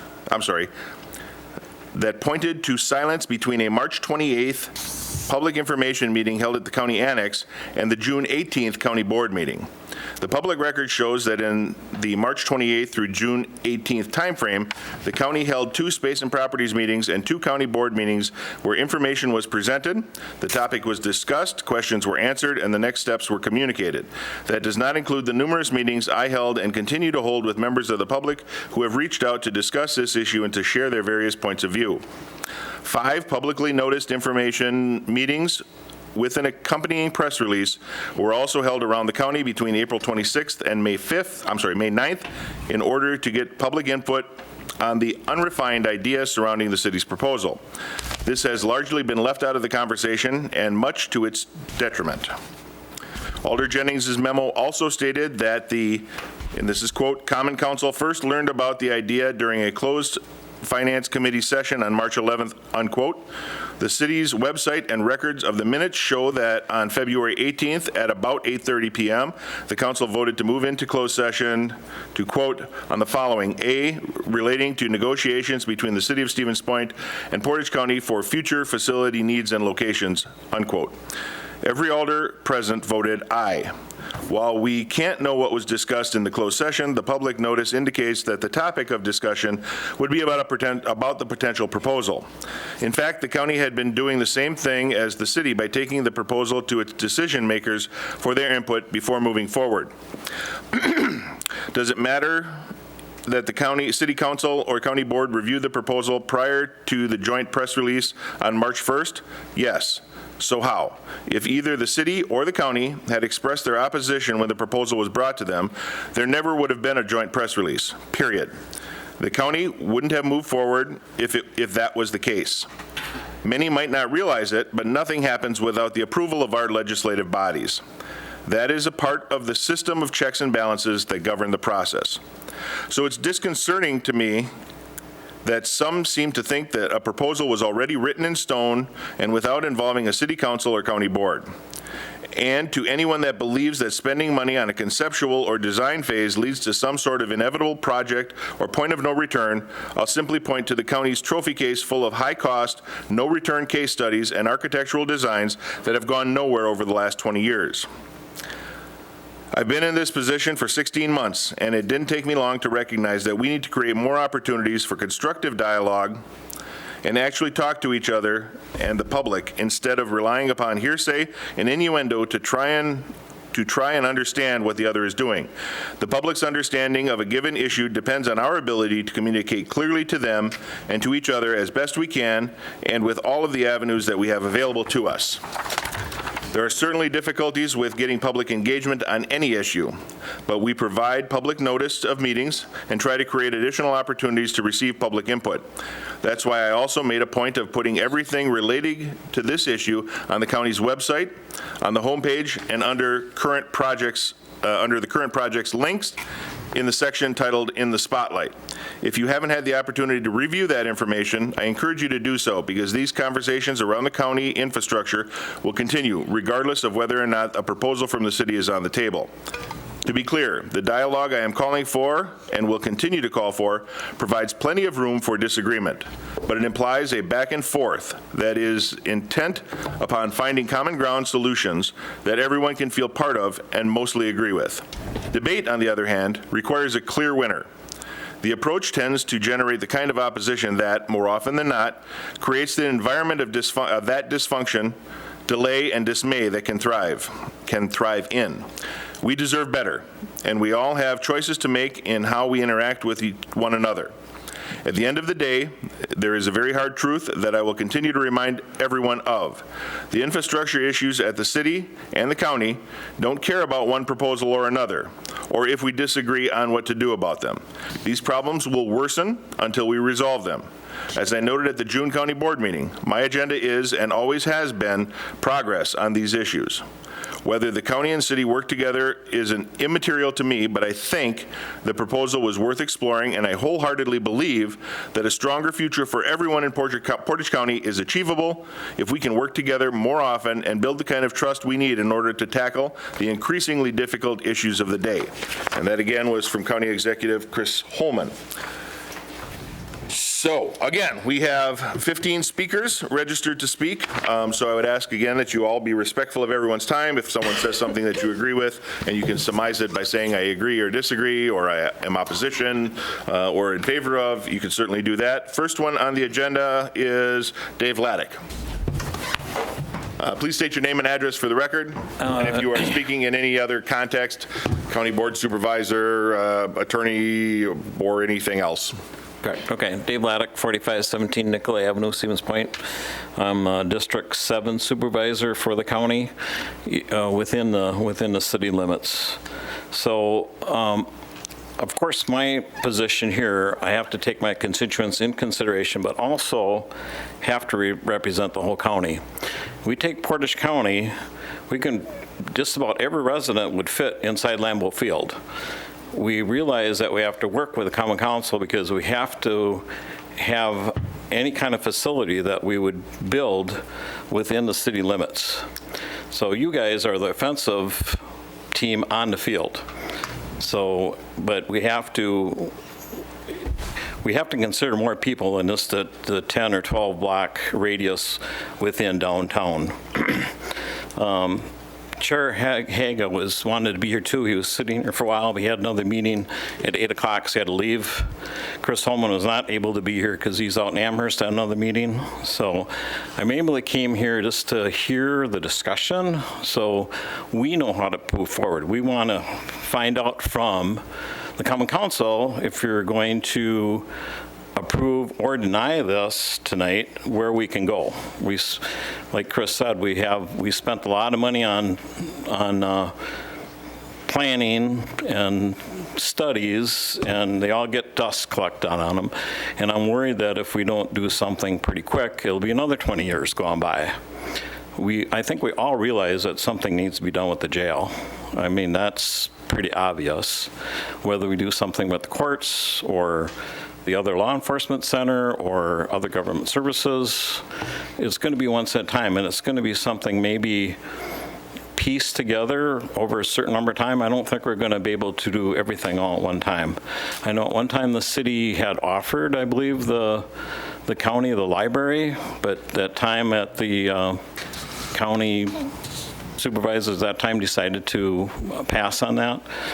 Makes sense to me if the county is using those buildings like the ADRC and the library, that they should own them. So I'm not sure why we can't work that out. It seems pretty simple. So I did read something in one of the county magazines about vibrant downtowns. And of course, we all want a vibrant downtown. The key to that, from what I read, was not having the courthouse downtown, it was having people live downtown. They said in order to have a vibrant downtown, you have to have at least 15% of your population living in downtown. And I know the city has made great strides. You got 2 or 3 projects coming down here where you're getting that residential, those people downtown living here. So I think that's a great step in the right direction. So I know there's a lot of people that, I'm sure most of the people here are against the city-county swap because those are the people who show up. Just be honest about it. People that don't want something are going to be the ones to come and voice their opinion. The other people that don't care or are for it are probably home watching TV tonight. So, simple fact. Thank you very much. So, thank you. And again, we want to be respectful of everybody's time. We have a timer set for 3 minutes. Don't think that is going to force you to be cut off, but I would ask that you, again, try and wrap it up once you hear the timer, or if you don't need the full 3 minutes, by all means, stop where you need to. We just want to make sure everybody has a chance to talk and get all their points made. The timer is just kind of making other people aware of the amount of time you've been taking. Next up, a person so cool he only has to write down one name. Trevor? It's like Cher or something. Trevor Rourke? Everybody knows Trevor, right? Trevor. Until we find another Trevor, that's completely okay with me. My apologies. All right, Trevor Rourke, 601 Washington. Here to share my views as myself and not represent any group. I've watched the presentation on the 28th of March, the public meeting then. I've talked to other residents of Portage County. And I attended the last City Finance Committee meeting and spoke against this swap, pointedly because of the location. Just a short recap on those points. There are many transportation efficiencies that exist right now with current location, efficiencies that haven't been fairly represented. Yet the city and county, if they want a fruitful conversation, if we really want a fruitful conversation and a conversation with the public, those have to be brought to the forefront. Transportation costs should be compared long-term. Pulling county services outside of the city to the outskirts leads to systemic racism. Just look to Milwaukee and Chicago's red line zoning to see this unfortunate part of our regional history. The third one, replacing green space with massive impermeable surfaces increases stormwater runoff and convection, which exacerbates climate change. If you looked at the rough mock-up that was presented in the past, which can be found on the county website, you can see that there's about the same acreage of parking lot and drives as there is as a footprint of the buildings themselves. I know it's a rough mock-up, but that is unfortunate. It's a prime example of outdated zoning code. This also doesn't fit the pathways to a sustainable Stevens Point guidance that we're supposed to be following, the tenets of being an eco-municipality, or even the current draft of the city's comprehensive plan. The fourth is infrastructure. There's a massive difference in cost between the life cycles of infrastructure for building new downtown versus building new at the Crossroads Commons area. The public deserves a cost comparison from 25 years out, 50 years out, 100 years out to look at all these life cycles, including the cost to maintain and replace buildings, roads, utilities, etc. We can't have a realistic discussion unless we do this. Vision. President Johnson put it well when she asked, what is our vision of criminal justice in Portage County? A lot of this footprint is being driven by a 144-bed jail. It's pretty clear to me that this discussion needs to open up more, talk more about restorative justice and what we value as a city and county. Remodeling and retrofitting. Alder Phillips showed the Finance Committee last week that a sketch and estimates he brought forward 4 years ago didn't go anywhere. However, he demonstrated that remodeling City Hall and the like would only cost about half the new Taj Mahal would cost. I quote, Taj Mahal. And he was referring to this new county facility on the east side, which is what I'm speaking against tonight. He ended his statements by saying that his district wouldn't support this move. They want to stay uptown for a lot less money. With all these points together and others I've heard over the last 5 months, I don't think City Hall should support a new Taj Mahal. Please keep the county courthouse downtown. This is best for all county taxpayers and the resilience of our city. Thanks for your time. Thank you. Next up, we have Bob Gifford. Everybody remembers the Taj Mahal's a mausoleum, right? Hi, Bob Gifford, 517 Fieldcrest, representing on the county board Park Ridge, part of Town Hall, and part of Stevens Point, 3 municipalities. I voted against this on the county board, but I was in the minority, so from the county board perspective, I'm not going to be able to move the needle. However, speaking to the city as a municipality, I was one of the people that took part in the eco-municipality discussions, which involved probably 100 people, I would guess. Kathy Dugan was there.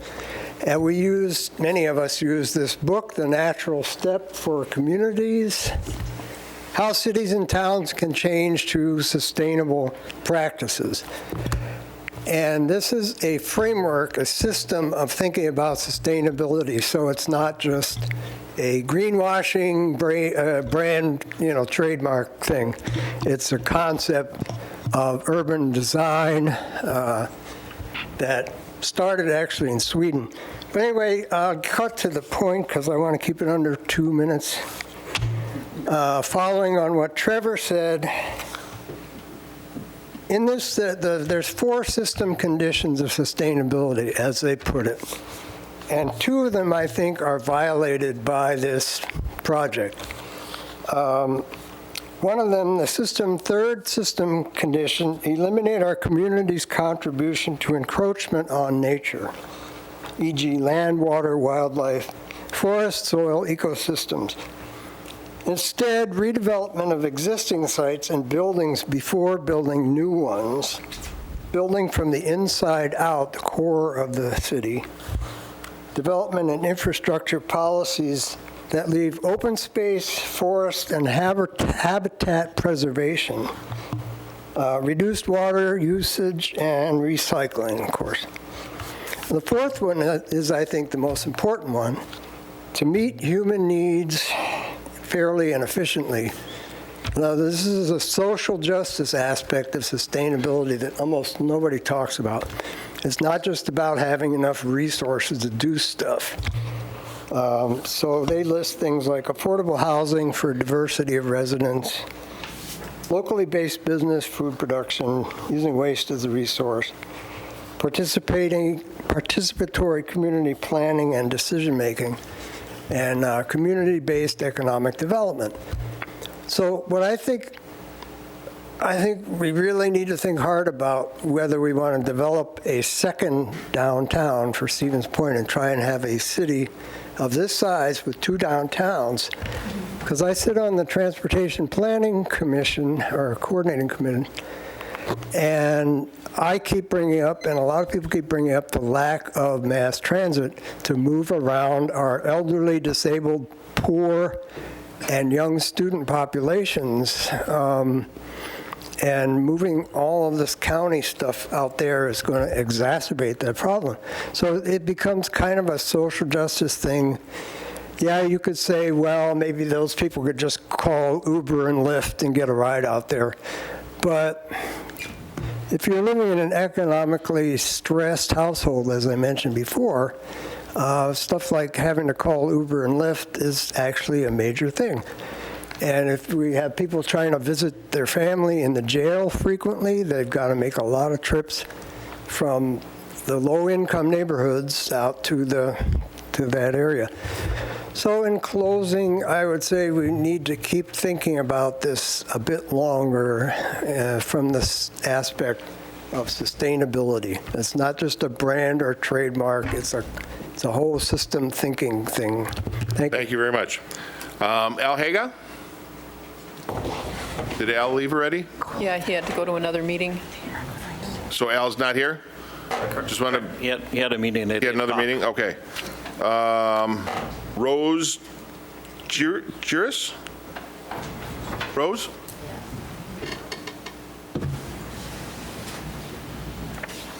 I'm just here to say that I've been doing a bit of traveling through a number of communities for family events. Rose, name and address, please. Oh, excuse me. Rose DeRose, 3303 Yvonne Drive, Stevens Point. And what I've been noticing as I'm traveling through communities on my way to Nebraska, Michigan, North Carolina, is the feeling of community in communities that keep a solid feel to their town.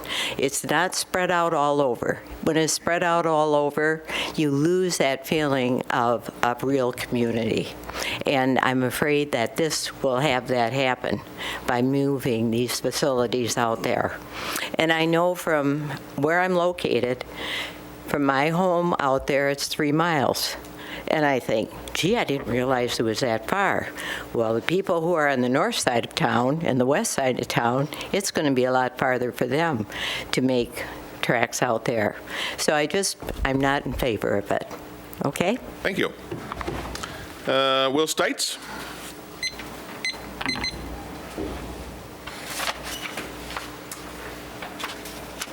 Will Stites, 425 Buchholz Avenue, Stevens Point. And I'd just like to point out, as I did at the Finance Committee, that Wisconsin is getting older. The population distribution is getting older. Rural areas are experiencing this to an even greater extent, and rural areas and smaller cities are experiencing population loss. So if we want to keep Stevens Point from fading into a ghost town very slowly over time, we need to attract young people who will start new businesses, start new families, buy homes, and bring the new economy into our town. And the population that does those things likes cities with a vital downtown where they don't have to jump in the car every time they want to do something new. So the land swap as it's constituted right now would be a huge green light for the county to move their operations out to the edge of the city, and it would be inimical to the way we need to move our city to keep it vital and to keep it from fading away. Thank you. Thank you. Michael O'Meara.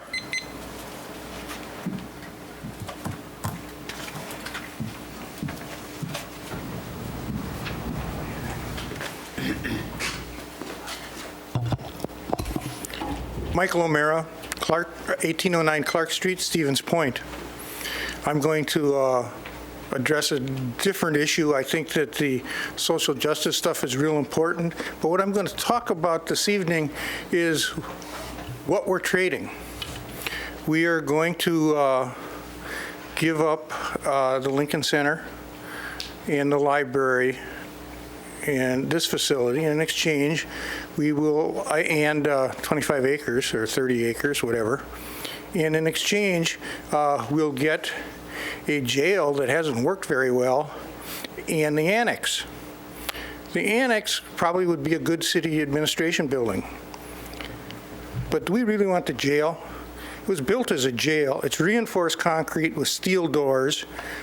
They don't have windows in those cells, so you're not going to be able to easily convert them into offices, and you're not going to be able to take walls out easily because they're all reinforced concrete because they were all made so that people couldn't mine through the walls. And it was purposely made to be hard to remodel.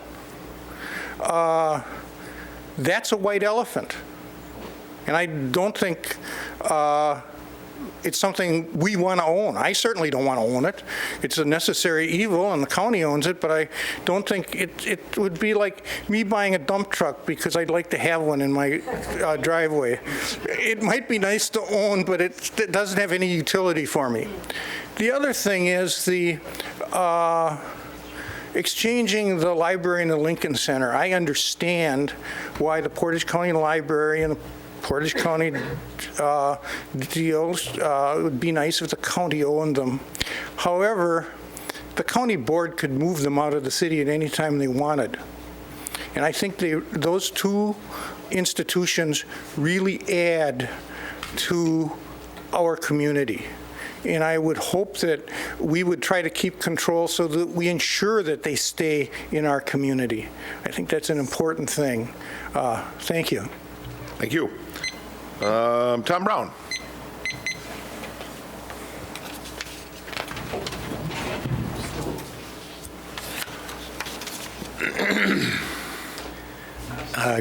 Good evening. Tom Brown, 317 6th Avenue in Stevens Point. I made some remarks at the Finance Committee meeting, and there's lots of arguments that you've already heard and will continue to hear about why this is a bad idea. I agree. Got myself a little hot water with our East Sider there, but anyway, I made some disparaging remarks about the aesthetics of the East Side. Anyway, be that as it may, a lot of these arguments about moving the county facilities are an argument to be made with the county, because regardless of what the city does, whether the city helps this happen or not, the county's going to make a decision about their facilities. And I don't think anybody's arguing about the need for upgraded, perhaps expanded, perhaps new facilities on both the city and the county side. But this is a bad idea of a way to do it. It gets down, it's kind of existential. And I said in the Finance Committee, I'll repeat it here, that we shouldn't be greasing the wheels for the county to do this. We should be throwing as many roadblocks in their way as possible to try and make sure that it's painful for them to leave as opposed to easy for them to leave. That being said, as Michael Mears said, you know, it's kind of a bad deal. We get stuck with a building that nobody says, what the heck's going to happen with this building? Who knows about the jail? Well, yeah, we could tear it down, and great, we'll have another big vacant piece of land, which we all know we need. So I really think that we need to do whatever we can, not to grease the wheels for this, but to actually do the opposite. Find ways and put our money where our mouth is if we have to, of coming up with a way, an incentive, some deal that makes the county see that it's in their best interest to stay. I'm a taxpayer here. I don't mind paying taxes if I get something that I feel is worth my taxes. But to pay taxes, to see my city that I'm paying taxes to, giving a green light for the vibrancy of our downtown to die is really sad to me. we're going to lose hundreds of jobs, not only the businesses that sort of rely on and revolve around the county facilities and the courthouse, but all the other businesses that just rely on people to buy lunch or breakfast or buy a book or buy a magazine or get their hair cut or whatever it might be. So I really would like to see this city council say no. This was an idea, it was floated. The county executive says, okay, yeah, needs to be explored. Well, I think we've explored it. I think you've heard what people, at least in the city, think of this. And I think it's time to just flat out stop it. I don't know if anybody saw a posting on Facebook that Eric Olson posted, but they did a simple GIS analysis of 5 minutes driving time from the proposed location of the county facilities and the current location of the county facilities. And everybody says, oh, that's more central to the county, it's more convenient. It is not. Far more people live within a 5-minute drive of the current location than will live anywhere near the other location. So it's just a bad idea. Just say no, please. Thank you. Next up, Liz McDonald.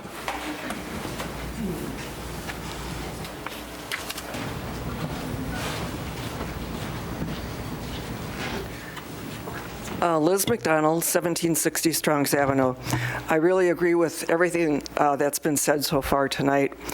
And I'm also here to object to the proposed swap for many reasons, including historic, economic, and environmental. The reasons I object to it are, number one, Stevens Point is the county seat and downtown is the heart of Stevens Point. The courthouse and the county offices belong downtown. Secondly, we have plenty of city and county-owned buildings and land in the downtown area. The county has sufficient space to remodel or build. Alder Phillips and Judge Finn have both mentioned previous plans that have come up or that they've presented. And there have been other plans for development over the years that have focused on the downtown area. Number three, the proposed land on the east side is in a TIF district, and this seems to really fly in the face of what a TIF district is supposed to be all about. Four, redevelopment plans for downtown and the north side area are in the development and discussion phases. As you know, there's new housing developments being built as we speak. These plans include additional central city housing, and they depend on a vibrant downtown. That's really why people want to live there, is if the downtown is vibrant. And if these offices move, it's going to be a domino effect with the other things that are happening downtown. There is no current plan for the county city building if this move does take place. Moving facilities would create another lullaby situation, and we all know how long that property sat vacant. Number six, the savings in the short term is not a good reason to make decisions for what in the long term, for the long-term viability of the city would be a mistake, for a lot of the reasons that other people have addressed already tonight. Please vote to disallow the property exchange for moving forward, and like Tom Brown said, let's come up with a reason to keep the county offices down here. Thank you. Thank you. Brian Formella. Brian Formella, 209 Pine Bluff Road, a resident of the city. Thank you, Ms. Dugan, for your service to our district. I'm also a member of the Anderson O'Brien Law Firm. I think I have colleagues here today. I'd like to introduce Nadine Davey here, also Donna Ginzel, and we did have Amy Eddy, but she had to leave. We also have a paralegal here. Carol, thank you for being here tonight. So I think from the perspective of all that has been spoken here previously in terms of a robust downtown, I can't be more eloquent than that. We as a downtown business agree with all of that. To the one person's point who I think is valid about living downtown makes sense as well. I can say from experience that at least two of our attorneys live in close proximity to downtown. One walks already day by day. We have a paralegal who I know walks daily. So some of those good things are happening, but that doesn't mean that we ought not to really follow what is really excellent advice place by this article that we've been circulating, the importance of government facilities in downtowns. And Mr. Petrusky, I do have enough article or copies of this to circulate here if our council members need a copy of that right now. Having said that, our business brings in, our law firm brings in easily 40 professionals every day, about 20 attorneys and about 20 staff members. They're eating, they want to recreate downtown, they want to buy the magazines, they want to go shopping downtown. We want a robust downtown. Our business has recently invested, I think, upwards of over $100,000 in the last couple of years, rejuvenating our downtown offices, hopefully for the good of downtown and the good of everybody who comes downtown. The 40 people that we bring in every day do not include our clients who rely on that symbiosis of being near downtown, and hopefully we're going to be revitalizing that with the City Council's help in the space that formerly known as Shopco as well. So we're bullish on a downtown setting. We think that this article speaks to the long-term thinking and not short-term thinking whereby we all would pave over green space, which we think is backward thinking in that respect. Thank you. Thank you. Next up, Bill Sherrill. Bill Sherrill, 1665 Main Street. I would echo probably many comments tonight. However, I would say a couple things. One, I think the swap makes sense that Supervisor Lepke mentioned that there might be, not this proposal, but other proposals of swapping buildings for operational things that should be considered. The other side is land use. I would promote the fact that there is probably enough city and county land within the downtown area that working together, that everybody talks about, but as a citizen, there doesn't seem to be a lot of dialogue or actual actionable items, and could be small incremental steps of utilizing that land that is already off tax rolls. And the third thing would be the fact of operationally, our business operates in 2 separate buildings, much to our dismay at times, but I can tell you that if the city and the county want to work together, being in the same physical building and forcing that dialogue and running into people, it's a benefit, and it's something that operationally should not be overlooked. And I would then say, for all the people who are showing up tonight to talk to your city representative, make sure that you reach out to your county representative as well. Thank you. Thank you. Next up, Dave Medine.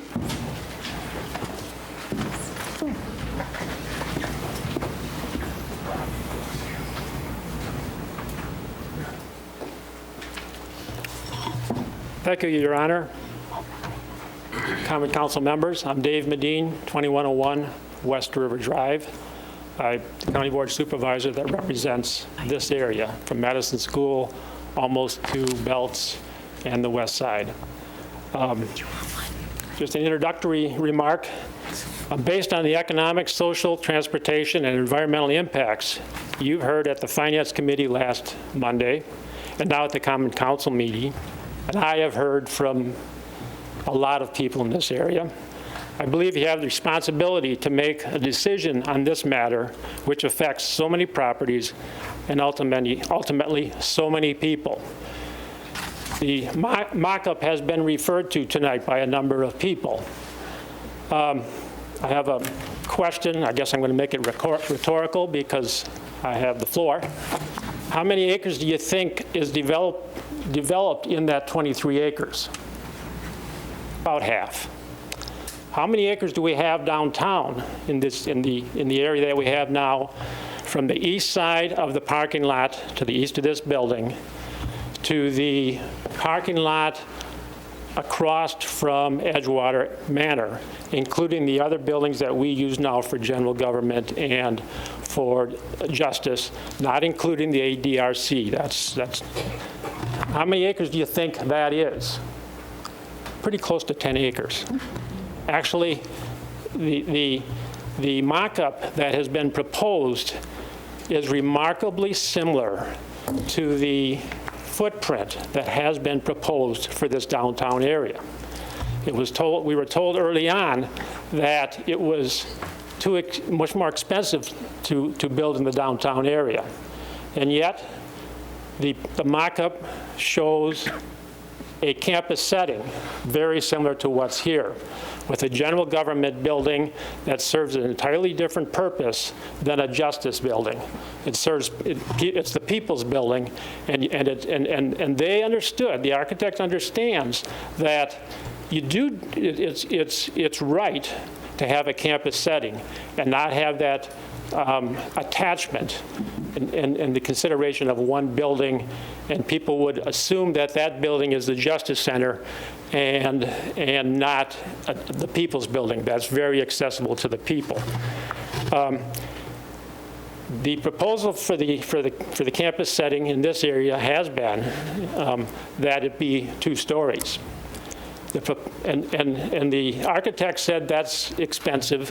Let's spread this thing out. And yet, if you look at the mock-up, and I think you ought to pay attention to it, it actually shows 3 stories.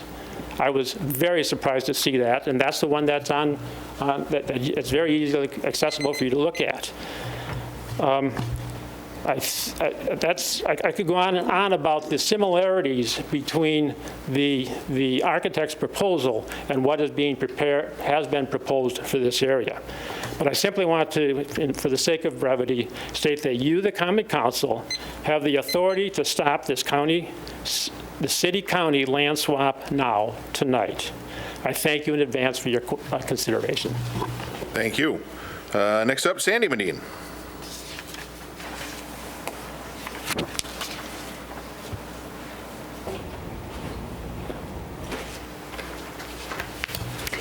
Sandy Medine, 2101 West River Drive. Thank you for allowing me to speak tonight. I want to take this opportunity in this moment to thank everyone who was and is still involved with this project.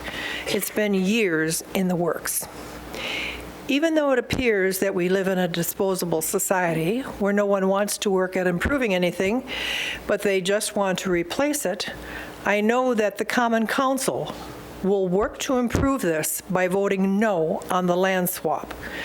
Let's work together for a betterment of the whole and keep Stevens Point the safe, wonderful community that it is.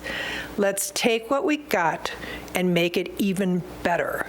So please vote no on the land swap. Thank you. Thank you. Next up, Nancy Rappe.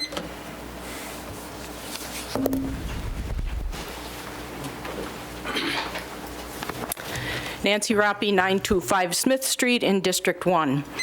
I learned a couple of things at the August 12th Finance Committee meeting during the discussion of this topic. First, I heard Dave Medine give a brief but jaw-dropping news alert of significant drainage problems on the proposed county building site in the East Park Commerce Center. I heard him say these issues would likely preclude having a basement or elevator in any building on that site. Due to time constraints, he wasn't able to go into great detail on these points, but I don't have any reason to doubt the veracity of his comments. If what we heard from Mr. Medine is accurate, I can't imagine why the county would want to pursue building there unless they intend to put those buildings up on stilts. Also at the August 12th Finance Committee meeting, I asked what would become of the historic, iconic County City building if this land swap comes to pass, and complained no one seemed to have an answer. Then, lo and behold, Alderperson Phillips presented a plan whereby we could restore and renovate the existing building to meet all the space needs of both the county and the city on the existing footprint, and by adding a second story to the existing law enforcement center, meet all of the needs of housing our reprobates. All this for a price tag many millions less than building new outside the city center. It makes sense to me that we abandon the land swamp idea, thoroughly vet the Phillips proposal, and save tens of millions of dollars in the process. Thank you. Next up, Eric Olson.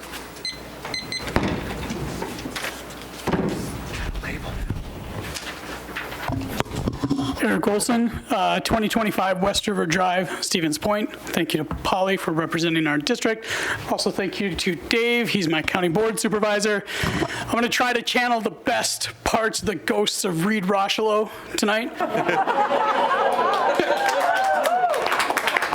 Mr. Olson, you just can't believe this is happening. You need to take your glasses off.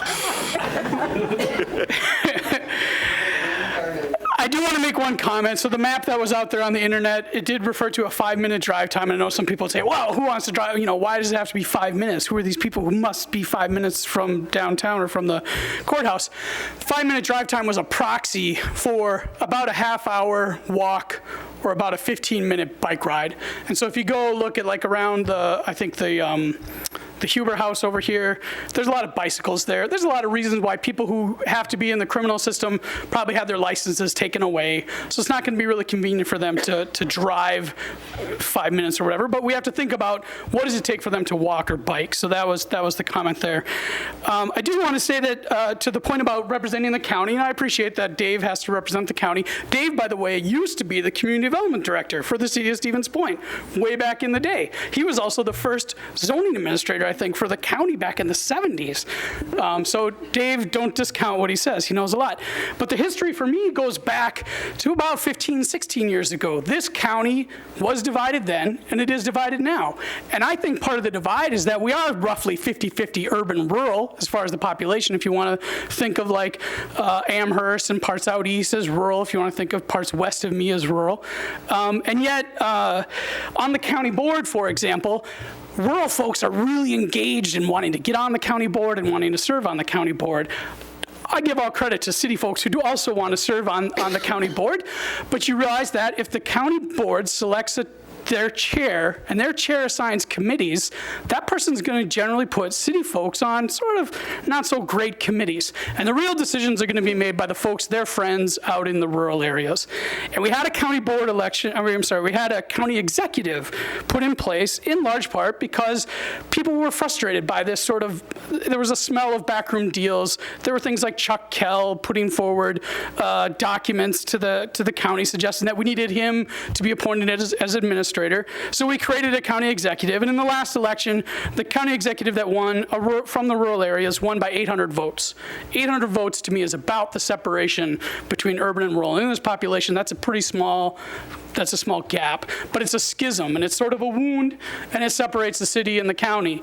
And I feel like this swap proposal is doing nothing to help that wound. Instead, it's introduced this sort of lubricated or accelerated path for the county to finally get out of downtown, to finally get into Stockton, where I think some people have wanted to be out there for a long time, and you can kind of understand why. It'd be nice to own a house in Stockton and know now that the sheriff is just less than 5 minutes away.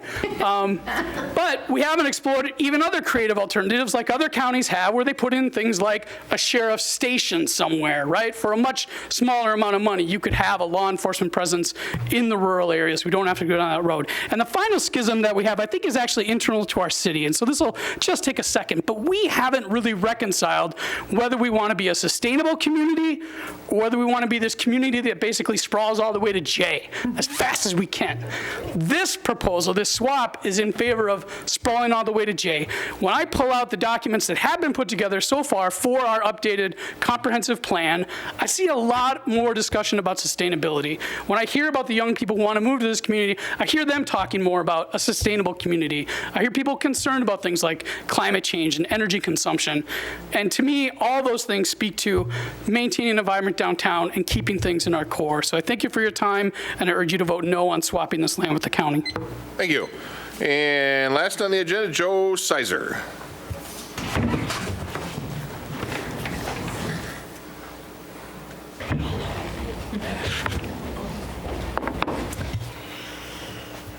Yes, bring it all home. Joe Sizer, 317 6th Avenue.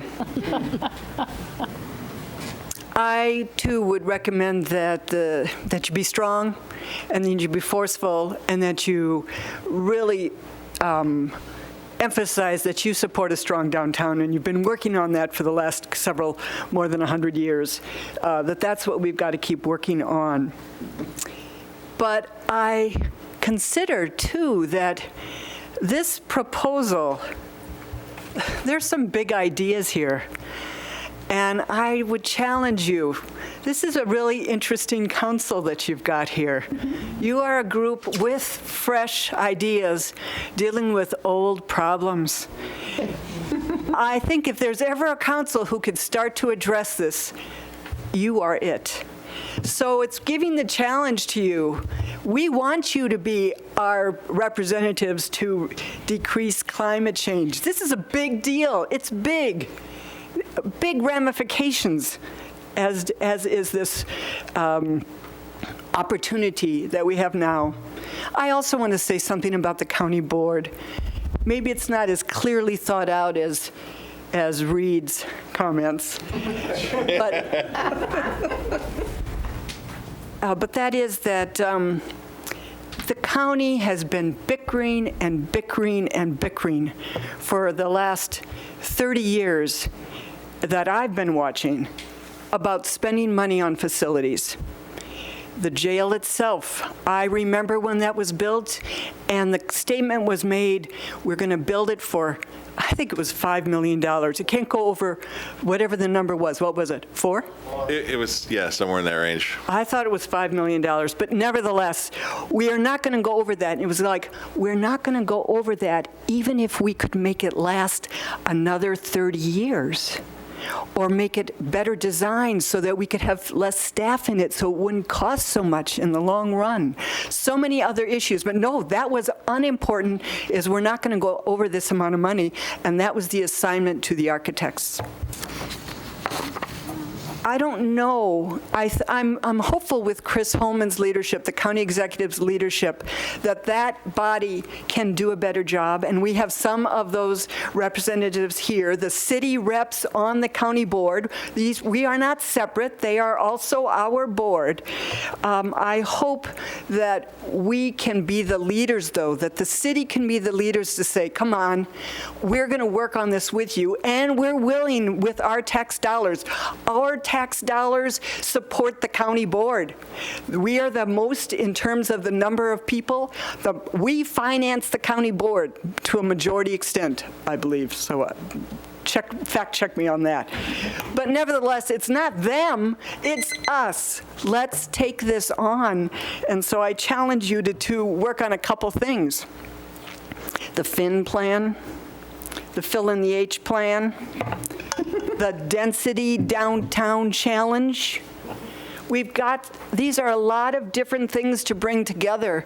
So we need those of you to be this group to try to, because you know what? The existing committees have done a terrible job at this over the years. Certainly the existing committees on the county board have not succeeded at solving some of these problems. I want them to succeed, believe me. The healthcare center is an upcoming thing. I want them to be able to solve some of our problems, and it costs a lot of money. Come on, we've got to do it and do it the best we can. Thank you. Thank you, Joe. Just for clarification, about the city taxpayers pay about a third of the county's budget, but we pay 100% of the city's budget. Thank you. So we've had the opportunity to talk about this, the new jail, civic center, city hall for some cases decades. And this idea came up. We talked about it. We've been talking about this one for the better part of 6 months. I think it's prudent that we explore all of the options, and it seems like we're getting there. Alder Phillips had, I remember when I was on county board as a city representative, proposed the Fill in the H idea. I like that idea. There were some architects that said it couldn't be done. I don't know if they're telling the truth or not because I'm not an architect, but I like that idea. I think we can repurpose the things that we have here to a certain extent as well. However, tonight before you is an item that was put on at the request of an alder. We've talked about it. I think we know the writing on the wall.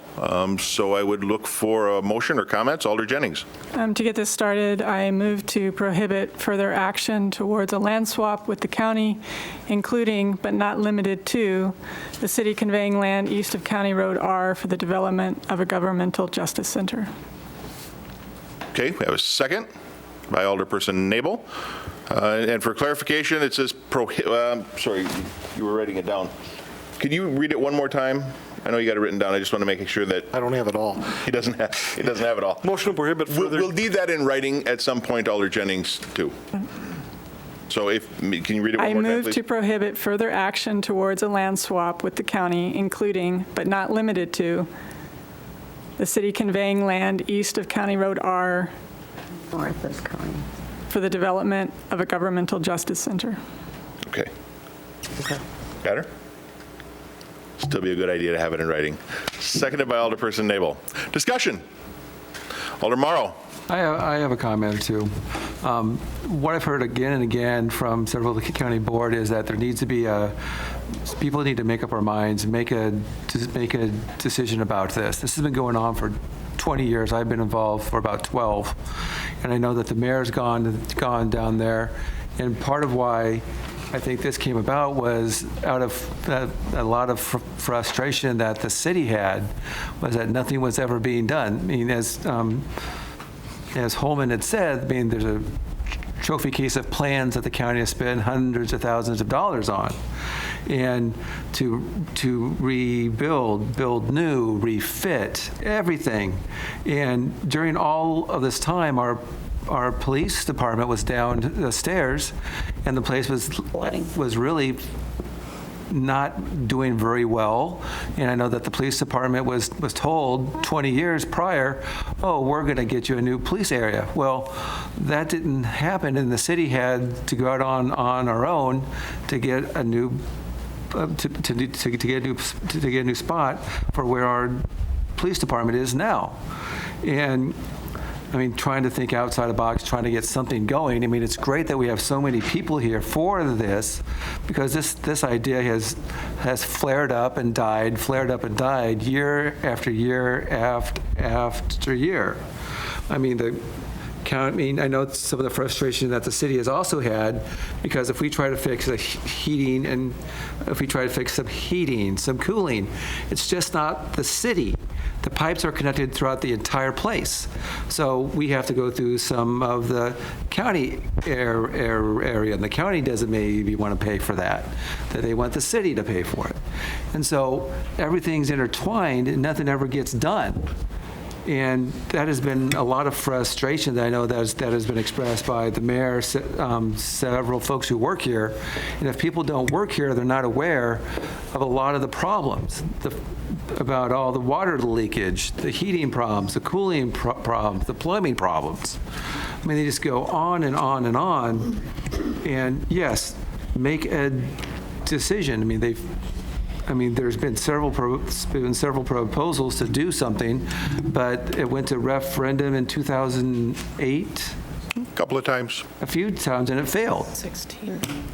So part of the decision for us and for the county board as well is to make the hard choices, so that, because oftentimes people if they don't work here, they don't live here, they don't go to the city hall except to maybe buy new dog tags, pay their taxes, they're not really aware of the problems that this building really has.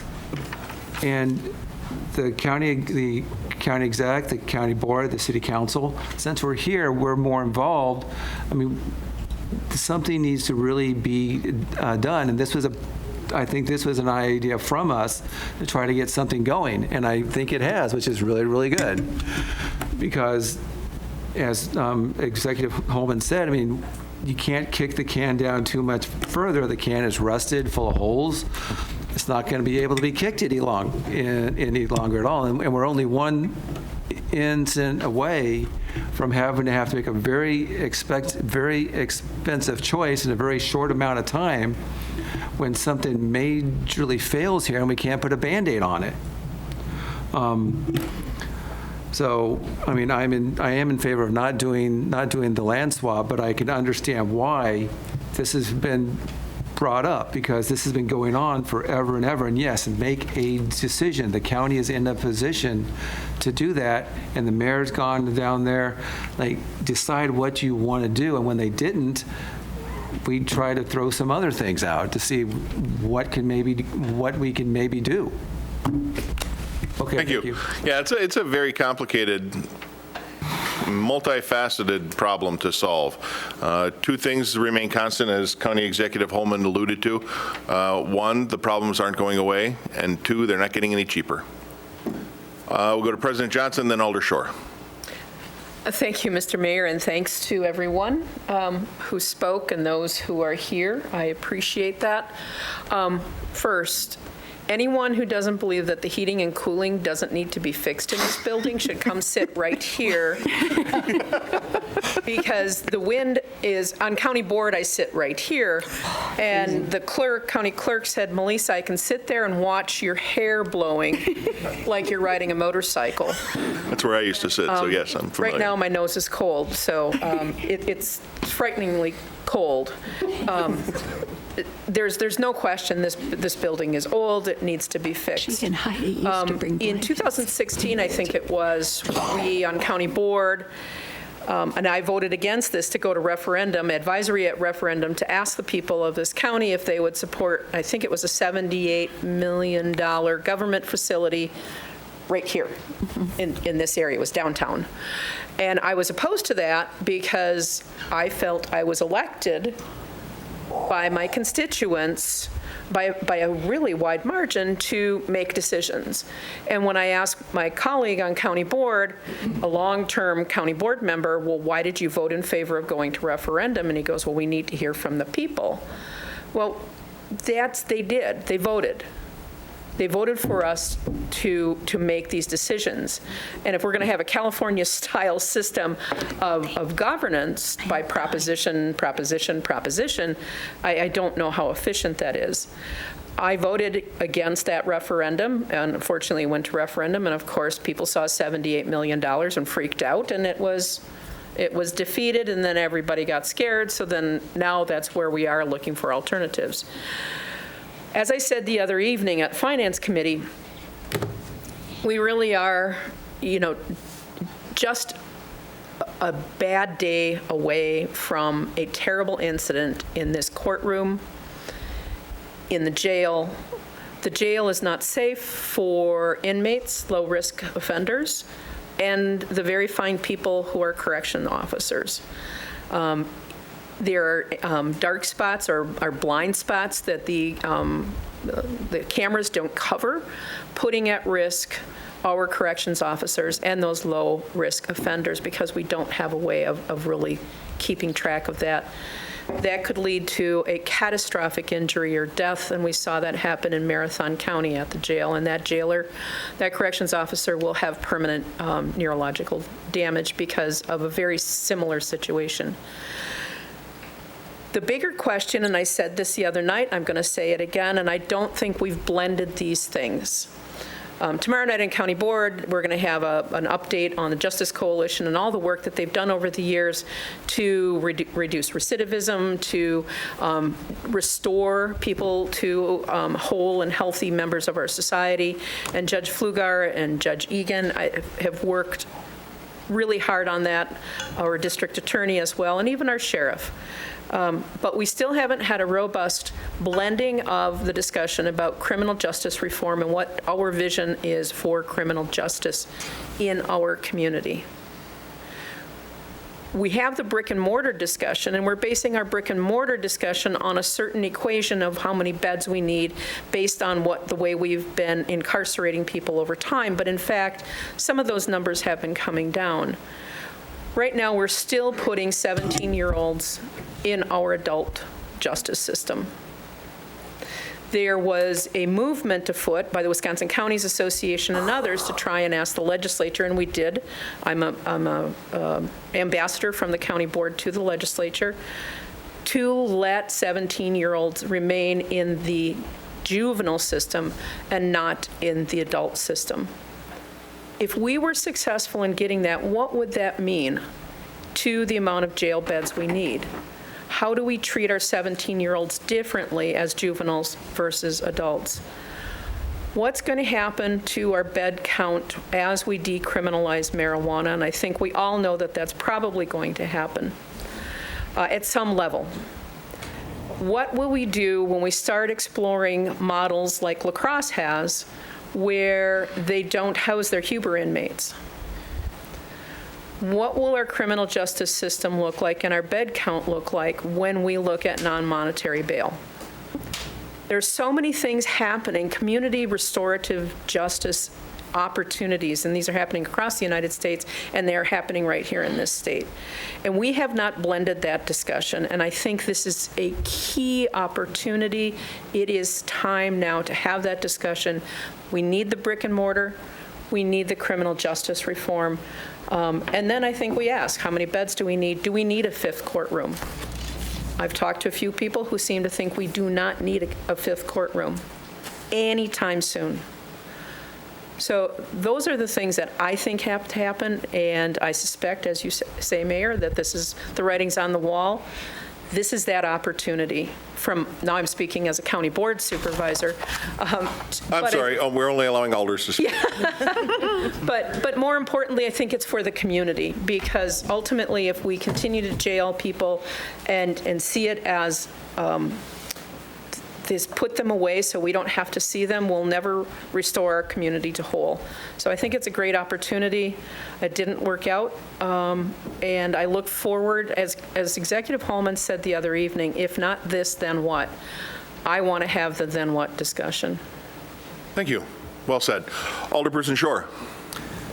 Thank you, Mayor. So I will cop to the fact that I have been open to this proposal. I am persuaded to oppose it now, but with some misgivings and with some discomfort over the way we've discussed it. I don't think we've done the issue justice. As has already been said, I mean, this is by far, among all issues, the most vexed that I've seen on our agenda on my years in the council.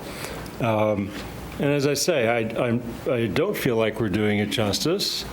I've been open to it. I see merits in it. But I feel like I've taken too many decisions very much out of a concern for the vibrant downtown to have this be the single test of that. So I'll tell you, a lot of those decisions have been for incentives. I think that a lot of tonight's discussion has been a little too cavalier about how we can do this economic. We can, that there's a solution that's economical, and I guess I'll sort of join in the sentiment that maybe with more people involved in the discussion, we can find that. But with all due respect to what my friend Trevor says about short-term costs versus long-term costs, I just don't think that those long-term costs are going to add up to the same kind of scale as the immediate costs of construction. A quick word about the social justice aspect. I actually, in another community where I used to live, spent 10 years as a volunteer with a social service agency for criminal offenders, Offender Aid and Restoration of Northern Virginia. And I think it, again, oversimplifies matters to say that the only alternatives for dealing with transportation, if the facility were out there, is to either just let people fend for themselves on public transit, or ask them to pay for Uber and Lyft.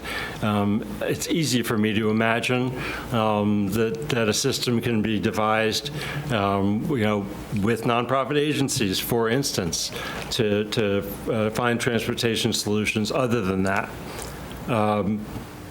So I guess here's my concern and my challenge. I was interested in this idea because it lowered costs, and did so significantly. Some of the most important things I feel like we have done often on behalf of downtown, additionally on behalf of the North Division corridor, have been the incentives that we've been able to invest in other developments in the city center, in the core, not for government facilities, but for residential or commercial. And my concern is that as the price tag goes potentially up, and we, don't find a solution that's really cost-effective and economical, that our ability to grant incentives for that future great project that'll, be great for commercial or residential development downtown won't be there. So as I say, ultimately, I guess I am persuaded by that I might be wrong about that calculation.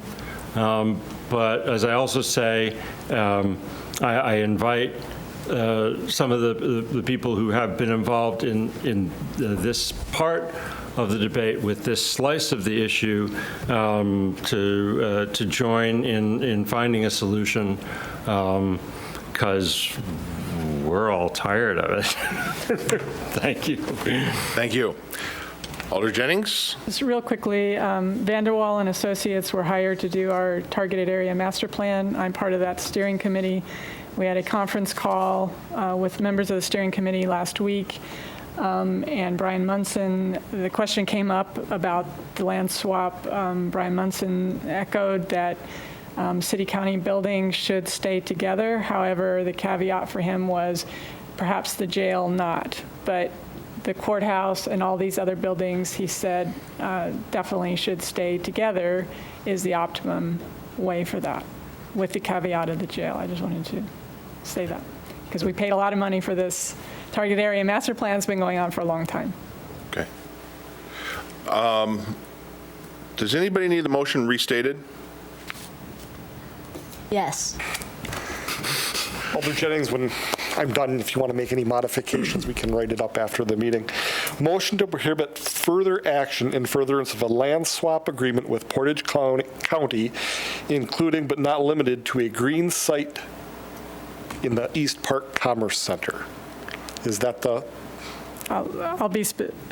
I move to prohibit further action towards a land swap with the county, including but not limited to the city conveying land east of County Road R for the development of a governmental justice center. Okay, and we're going to get that exact wording so we can add that into the record. We just don't have it up here right now. So is everybody clear on that? Alder Dalton? My question, I guess, is about the including but not limited to, because I think as we hear and try to reckon with what facilities is necessary, it's difficult to, I think that probably some exchange of property, since the city and the county both own a number of acres right here in this kind of footprint. I don't want to handcuff ourselves. And it's my understanding, maybe the city attorney can chime in too, that the motion on the floor would prohibit us from discussing land swap or land proposal, even if it was just for the jail, because it says including but not limited to. Go ahead. The motion refers to land east of County R, correct? Right. So downtown is excluded from. Right, but if my understanding is if the jail, as Alder Jennings mentioned, if they wanted to build a jail out in the East Park Commerce Center or east of County R, that we would be prohibited from doing so based on this motion. Any council, of course, afterwards could choose to do different, but what are the ramifications? So as we were sitting here and I first heard the motion, that was one of the things I was thinking about is, is it too broad? And it was the geographic specificity of it that gave me comfort in that regard. That's why I didn't speak up. But yeah, certainly the council could vote later on to rescind this in whole or in part. There's always that ability there. But I think the intent here is clear. If to any extent that the motion would be considered vague or ambiguous. I think certainly the context of the conversation would clarify that very effectively. Good. And the meetings are recorded and available to everybody. So I think we're good. All right. Alder Dalton, did that answer your question sufficiently? Yes. Okay. Alder Kneebone. Well, I may be the only one that lives on the east side. It depends on where you draw that line. Right? With all due respect to Mr. Brown, I appreciate his good humor.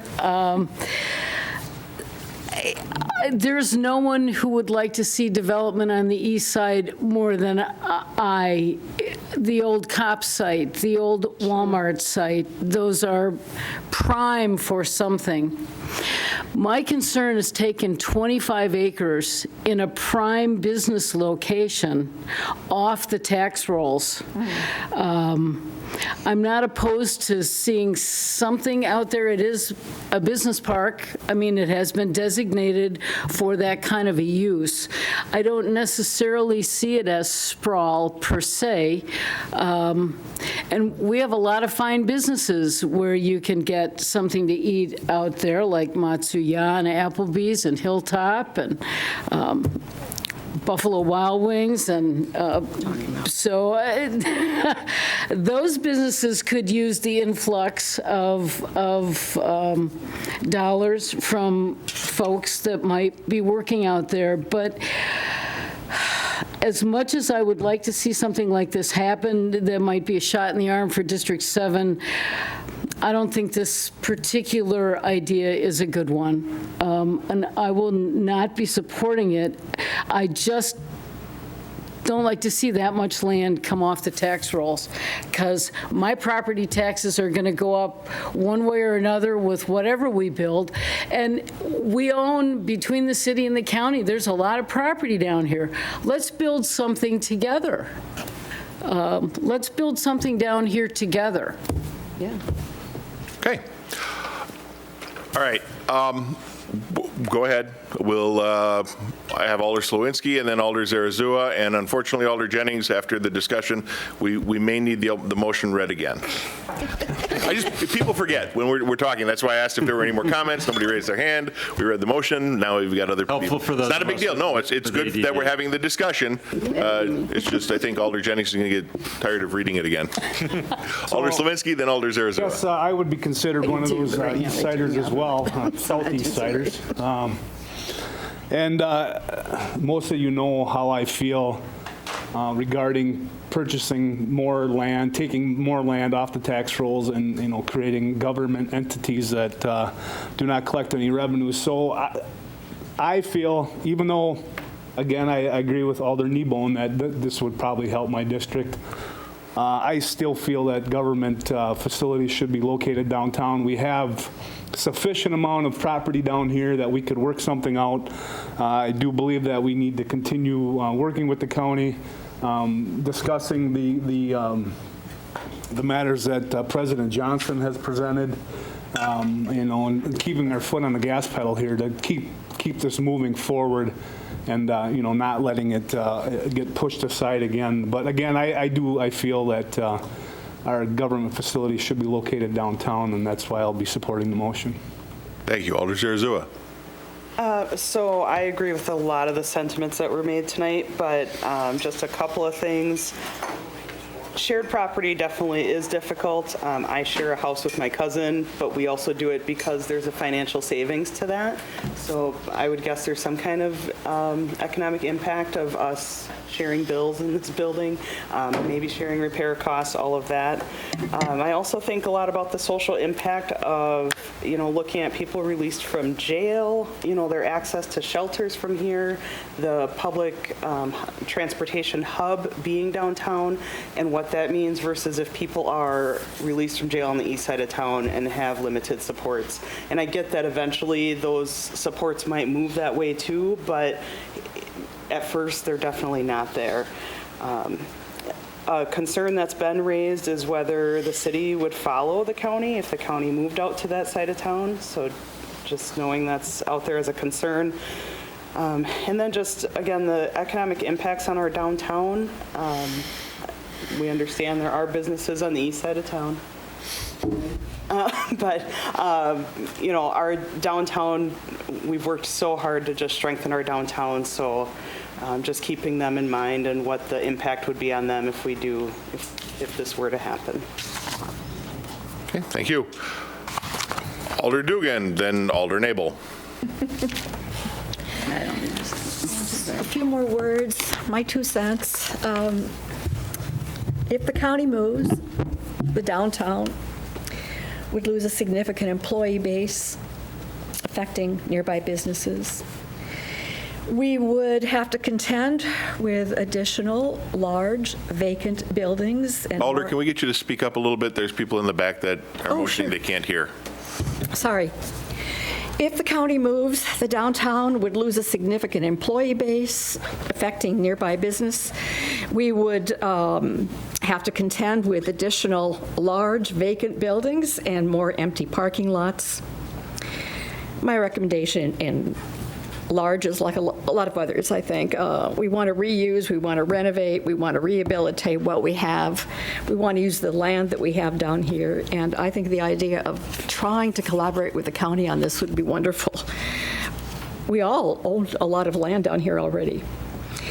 And the city has other options than the annex building for City Hall, including the land we purchased just for that purpose. Stevens Point's downtown is a destination.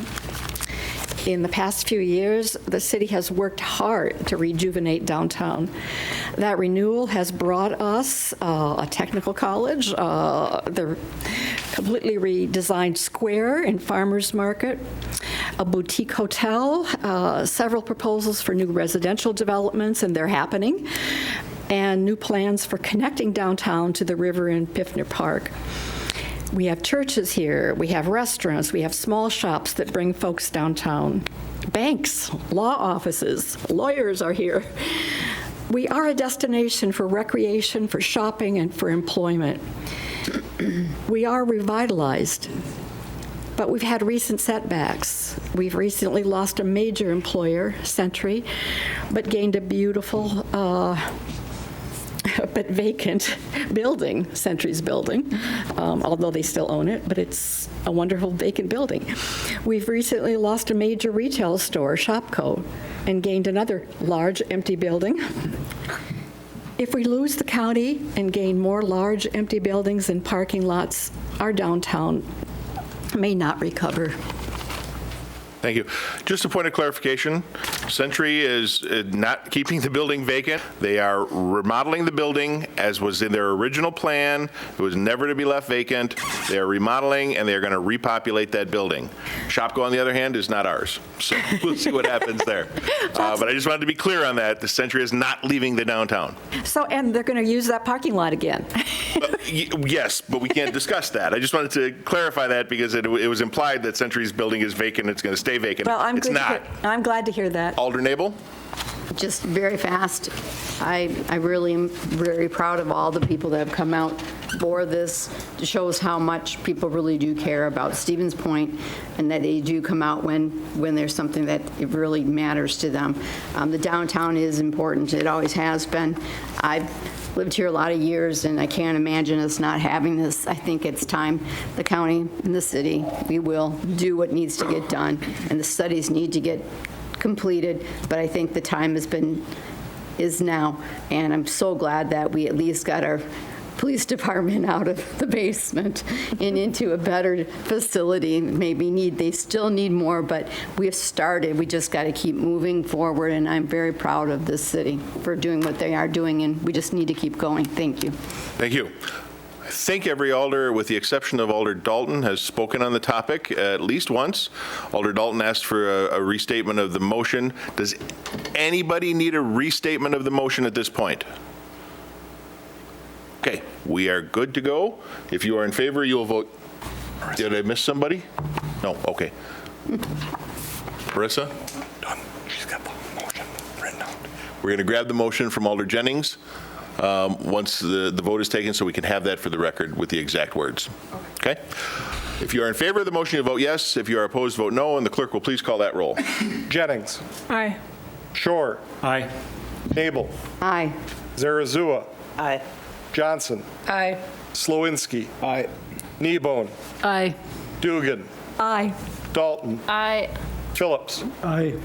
Morrow. Aye. 11-0, the motion passes. I would ask that since you've already been able to sit with us for over 2.5 hours, that you afford me a little bit more courtesy, because I don't believe, at least in my time, any departing director has ever been able to address a standing room only.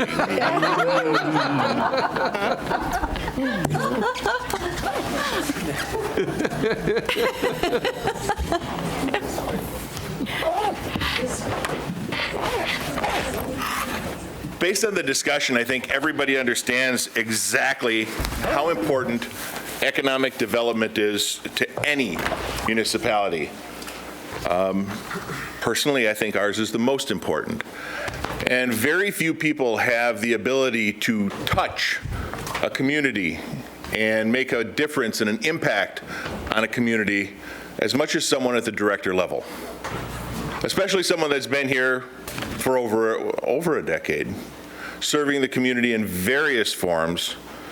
Director Ostrowski started out as a mayoral assistant to then Mayor Gary Westcott.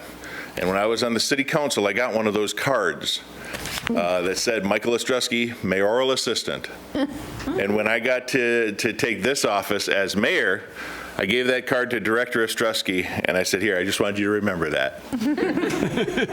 But he has moved up through the ranks and done so much for this community. You can't drive around any of the roads, almost 300 lane miles of roads that we have, without seeing something that this director has assisted us in creating. All the way up to the most recent stuff, the things you're talking about tonight. And he's still going to be with us for a few more days. But this is his last council meeting, so I wanted to present him with a little recognition. In recognition of your dedicated public service as Director of Community Development for the City of Stevens Point, the people of the City of Stevens Point extend their profound appreciation and sincere gratitude to Michael Ostrowski.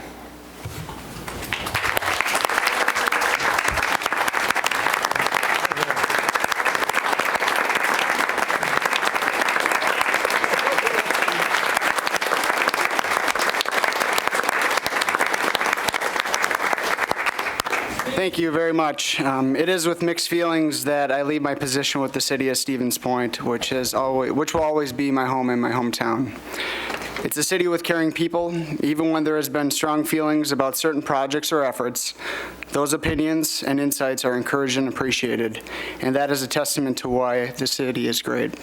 It's only fitting that my last council meeting with the city exemplifies this high level of community interest and engagement. And while the meetings can get long and items contentious, I take pride in the day-to-day work done by my department, other city departments and elected officials, and those that we serve. Together, we as a city have moved forward with solutions and projects to better the city as a whole. Over the next several years, the city will see significant amount of development that will transform several areas, notably the downtown, Division Street, and so many more. I look forward to coming back to see this transformation transpire. The city has built a strong reputation, which is evidenced by the amount and type of development that the city has seen over many years. I want to thank everyone who has cared as much about the city's future as I do and made efforts both large and small. I truly value the relationships and friendships that I've made. I also hope my work reflected my sincere intentions to better this community. I have thoroughly enjoyed working with the public, staff, mayors, councils, to continue making Stevens Point a wonderful place to live, work, and prosper. It's been an honor. Thank you very much.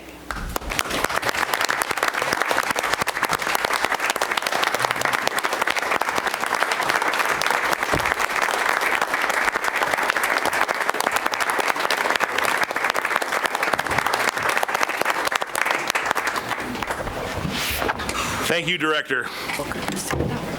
And it wouldn't be anything but appropriate if we couldn't squeeze a little more life out of the director before he leaves for Texas. So with that, I will move to item number 16, which is to enter into closed session pursuant to Wisconsin statutes 19.85 sub 1 sub E for deliberating or negotiating the purchase of public properties, investing of public funds, or conducting other specified public business whenever competitive or bargaining reasons require a closed session relating to the following: negotiating the terms of extending the options to purchase lands in the East Park Commerce Center, specifically the parcels listed, and B, the potential purchase of the following parcels in East Park Commerce Center. Those parcels are also listed. I would need a motion to go into closed session, moved by Slawinski, seconded by Morrow. We need a roll call vote on that. Morrow. Aye. Phillips. Aye. Dalton. No. Dugan. Aye. Kneebone. Aye. Slawinski. Aye. Johnson. Aye. Zarazua. Aye. Nabel. Aye. Shore. Aye. Jennings. No. 9-2. 9-2, we are back in open session, and we move on to item number 17, which is possible action on the closed session. Alder Shore. I move that we authorize staff to renegotiate the city's options in the Commerce Center as discussed in closed session. Thank you. Do we have a second? Seconded by Alderperson Nabel. Discussion there. Hearing none. Clerk, would you please call the roll? Morrow. Aye. Phillips. Aye. Dalton. No. Dugan. Aye. Kneebone. Aye. Slawinski. Aye.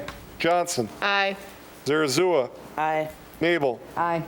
Shore. Aye. Jennings. Nay. 9-2 approved. 9-2 approved. That is adopted, and we stand adjourned at 10:14.